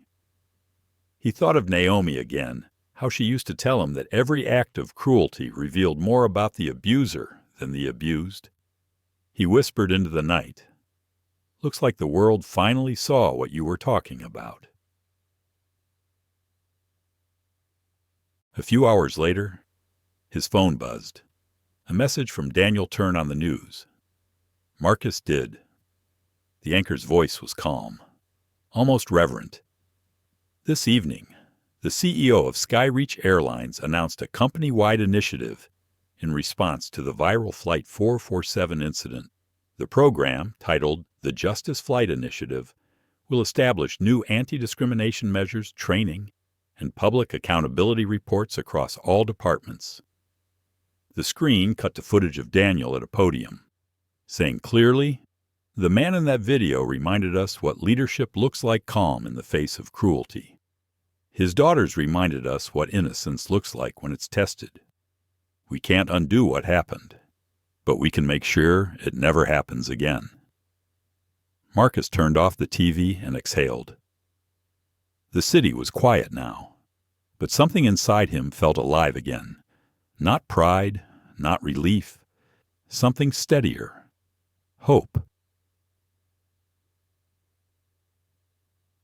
The next morning, when he walked the girls to breakfast, people in the lobby recognized them. A barista smiled and said softly, "Coffee's on me, Mr. Reed." Maya tugged his sleeve. "Daddy, why do people keep looking at us?" Marcus knelt, met her eyes. "Because sometimes, sweetheart, the world needs to see what bravery looks like. And last night, it saw you." Outside, the sun was rising soft, gold, and forgiving. The story had escaped the walls of that airplane, but it had carried something bigger with it, the idea that decency still mattered, that dignity still spoke louder than hate, and that when one person stands quietly for what's right, the whole world might just start listening. When Flight 447 touched the ground at LAX, the landing was smoother than anyone expected. No turbulence, no applause, just a long, steady roll down the runway, the sound of a story that had already taken on a life of its own. Inside the cabin, passengers were quiet. The hum of the engines blended with the soft sighs of relief. It wasn't the usual post-flight fatigue. It was reflection. Each person on that plane knew they'd been part of something larger than a flight. Marcus Reed didn't think about cameras, or headlines, or hashtags. He just thought about home, about the feeling of Naomi's hand in his, about his girls laughing in their kitchen back in Atlanta. He thought about how every moment of peace now felt like something he had to protect. Maya leaned over and whispered, "Daddy, are we here?" He smiled. "Yeah, sweetheart, we made it." Arya stretched in his arms, blinking awake. Isla rubbed her eyes and asked softly, "Is Grandma waiting?" Marcus nodded. "She's waiting, baby. She always is." As the plane taxied to the gate, Captain Elena Rodriguez's voice came over the intercom one last time. Calm, steady, carrying both command and compassion. "Ladies and gentlemen, welcome to Los Angeles. On behalf of myself and the crew, I want to thank you for your patience and for reminding us that dignity still has a place in the sky. We wish you peace, wherever you're headed next." No one clapped, but for a brief, weightless moment, the silence itself felt like respect. Ooh. The doors opened, and the first blast of California air hit warm, sharp, electric with noise. Marcus stepped out, holding Arya, the twins following close behind. The sight that met them was overwhelming, a wall of flashing cameras, microphones, and reporters pressing forward behind ropes. Security officers guided passengers through narrow corridors, shouting for space. "Mr. Reed, Mr. Reed, over here. Can you tell us what really happened on Flight 447? Did you plan to sue? Do you believe this was racially motivated?" The noise was deafening. Marcus shielded his daughters with his arm, his expression calm but firm. "We'll speak when the time is right," he said softly. "But not here, not now." Behind him, Rachel Morrison was being escorted out of the aircraft by two uniformed staff members. Her once pristine uniform was wrinkled, her name tag turned upside down. The crowd turned their cameras toward her like a storm of light. Someone shouted, "That's her," and the clicking of shutters grew frantic. Rachel didn't look up.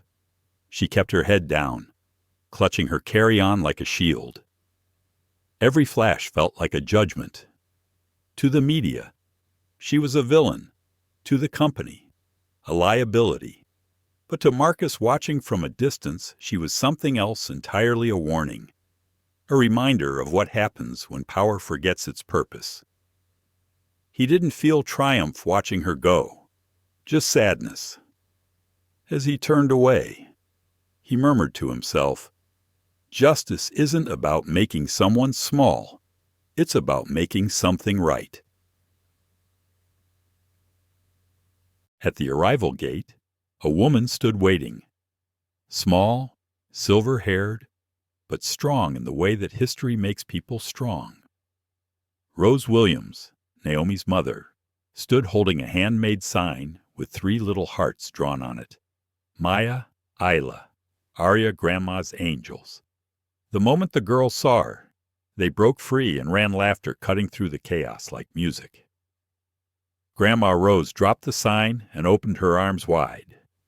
The triplets collided into her, burying their faces in her shawl.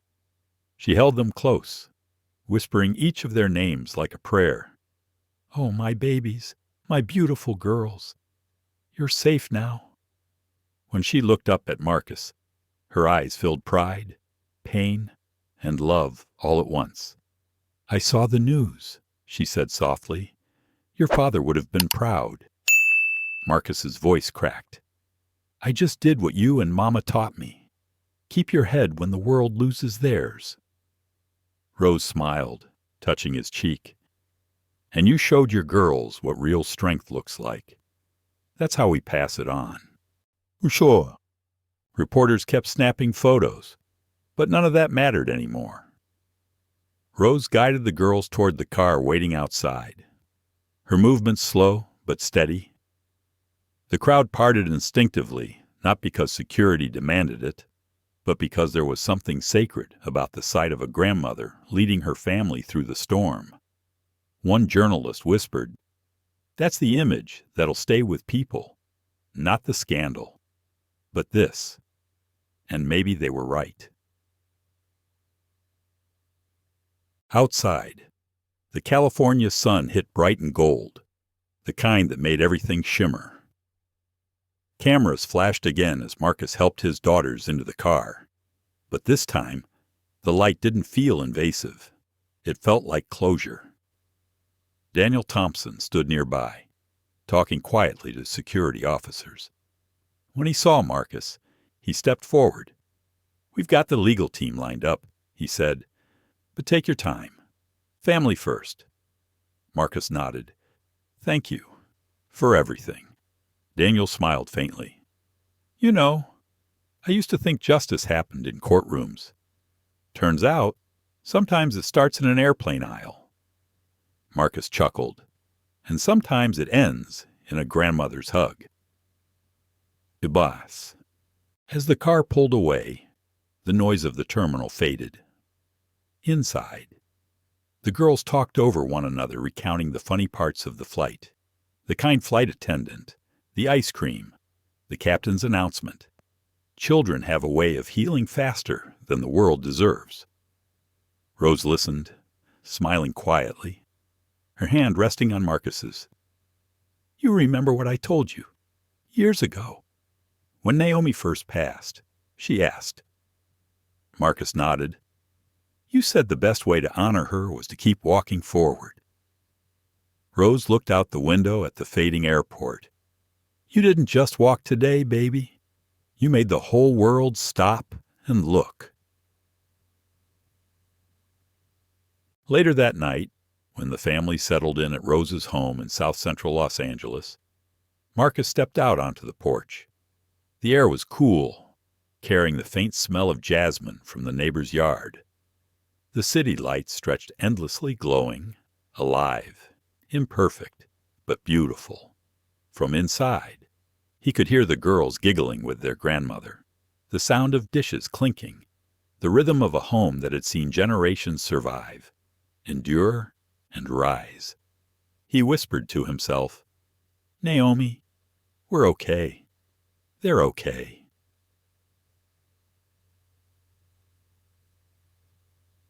That same moment, on television screens across the country, footage of their reunion aired. Commentators spoke about resilience, racial reckoning, a new conversation about power and respect. But for Marcus, the only headline that mattered was the one written in the quiet of his heart. "We made it home with dignity intact." Morning came slow over Los Angeles, the kind of morning where the light doesn't rush in. It just seeps quietly through the blinds, soft and forgiving. Marcus Reed stood in his mother-in-law's kitchen, hands wrapped around a cup of coffee that had gone cold long before he realized it. The house was still, except for the faint laughter of his daughters in the living room, playing a game with their grandmother. He watched them for a while, letting the sound wash over him. For the first time since that flight, the world felt still again. And yet, beneath that stillness, something was stirring. Not anger, not revenge, something stronger. Resolve. Later that day, his phone buzzed. A message from Daniel Thompson Emergency Board Meeting. Noon. You should be there. Marcus stared at the screen for a moment, then smiled slightly. He didn't reply with words. Just a single thumbs-up emoji, something his daughters had taught him to use when words felt too heavy. He took a deep breath, straightened his tie, and kissed each girl on the forehead before heading out the door. Rose called after him. You go do what your heart knows, baby.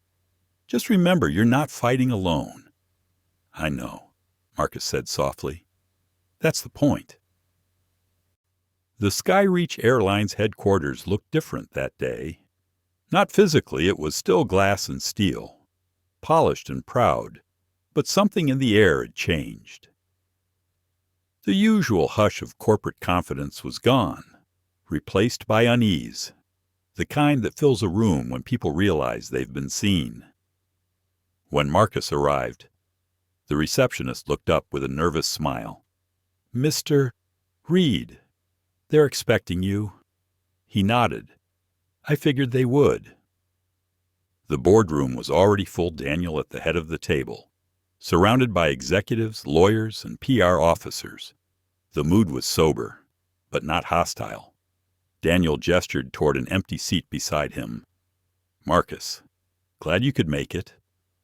Marcus sat down quietly, setting a thick folder on the table. It was neatly labeled Systemic Bias and Accountability. Case 447. He didn't say a word. The label spoke for itself. Daniel stood first. You all know why we're here, he said evenly. Flight 447 wasn't just an incident. It was a revelation about how much work we still have to do. One executive muttered, It was one employee. Daniel's gaze sharpened. No. It was a culture that allowed one employee to think that kind of behavior was normal. The room went silent. Daniel turned to Marcus. You've spent your life fighting for justice. Help us make this right. Marcus opened the folder. Inside were photographs, witness statements, prior complaints not just against Rachel Morrison, but patterns that had been ignored for years. These, Marcus said quietly, are the buried stories. The ones that didn't make the news, because no one recorded them. The people who were told to move, to wait, to stop complaining until they gave up. He looked around the table, but giving up is no longer an option. A few heads lowered. One woman at the far end, the company's legal counsel, whispered, So what do we do? Marcus closed the folder and said, We rebuild, not for optics, for truth. Daniel nodded. We'll start by opening an independent review. We'll fund training, change our hiring process, and create a bias reporting system that actually protects people, not the brand. Then he added, looking at Marcus, and you'll help lead it. Marcus blinked, surprised. You're serious? Daniel smiled faintly. You said it yourself. Policies don't change people. People change people. And you're one of those people. For a moment. Marcus said nothing. Then he nodded. All right.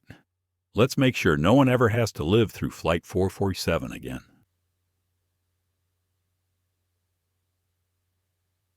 Outside the boardroom, cameras were already waiting. Word had spread that Skyreach was launching a civil rights initiative and that Marcus Reed, the man at the heart of the Flight 447 story, would be its lead counsel. When he stepped out, microphones rushed toward him again. Mr. Reed, are you suing the airline? Are you satisfied with the outcome? Do you forgive what happened? Marcus paused at the top of the steps, the city wind tugging at his jacket. I'm not here for revenge, he said calmly. I'm here for reform. What happened to my daughters shouldn't happen to anyone's children on the ground or in the air. This isn't about punishment. It's about progress. Then, after a pause, and forgiveness isn't forgetting. It's refusing to let hate dictate what comes next. That quote ran on every major news channel that night. People who'd seen anger everywhere suddenly saw something else. The power of restraint, of measured strength. Hashtags turned from outrage to inspiration. Flight from 4/7 justice evolved into Stand with Dignity, a campaign encouraging people to speak out against discrimination while choosing grace over rage. Churches, schools, and community centers picked it up.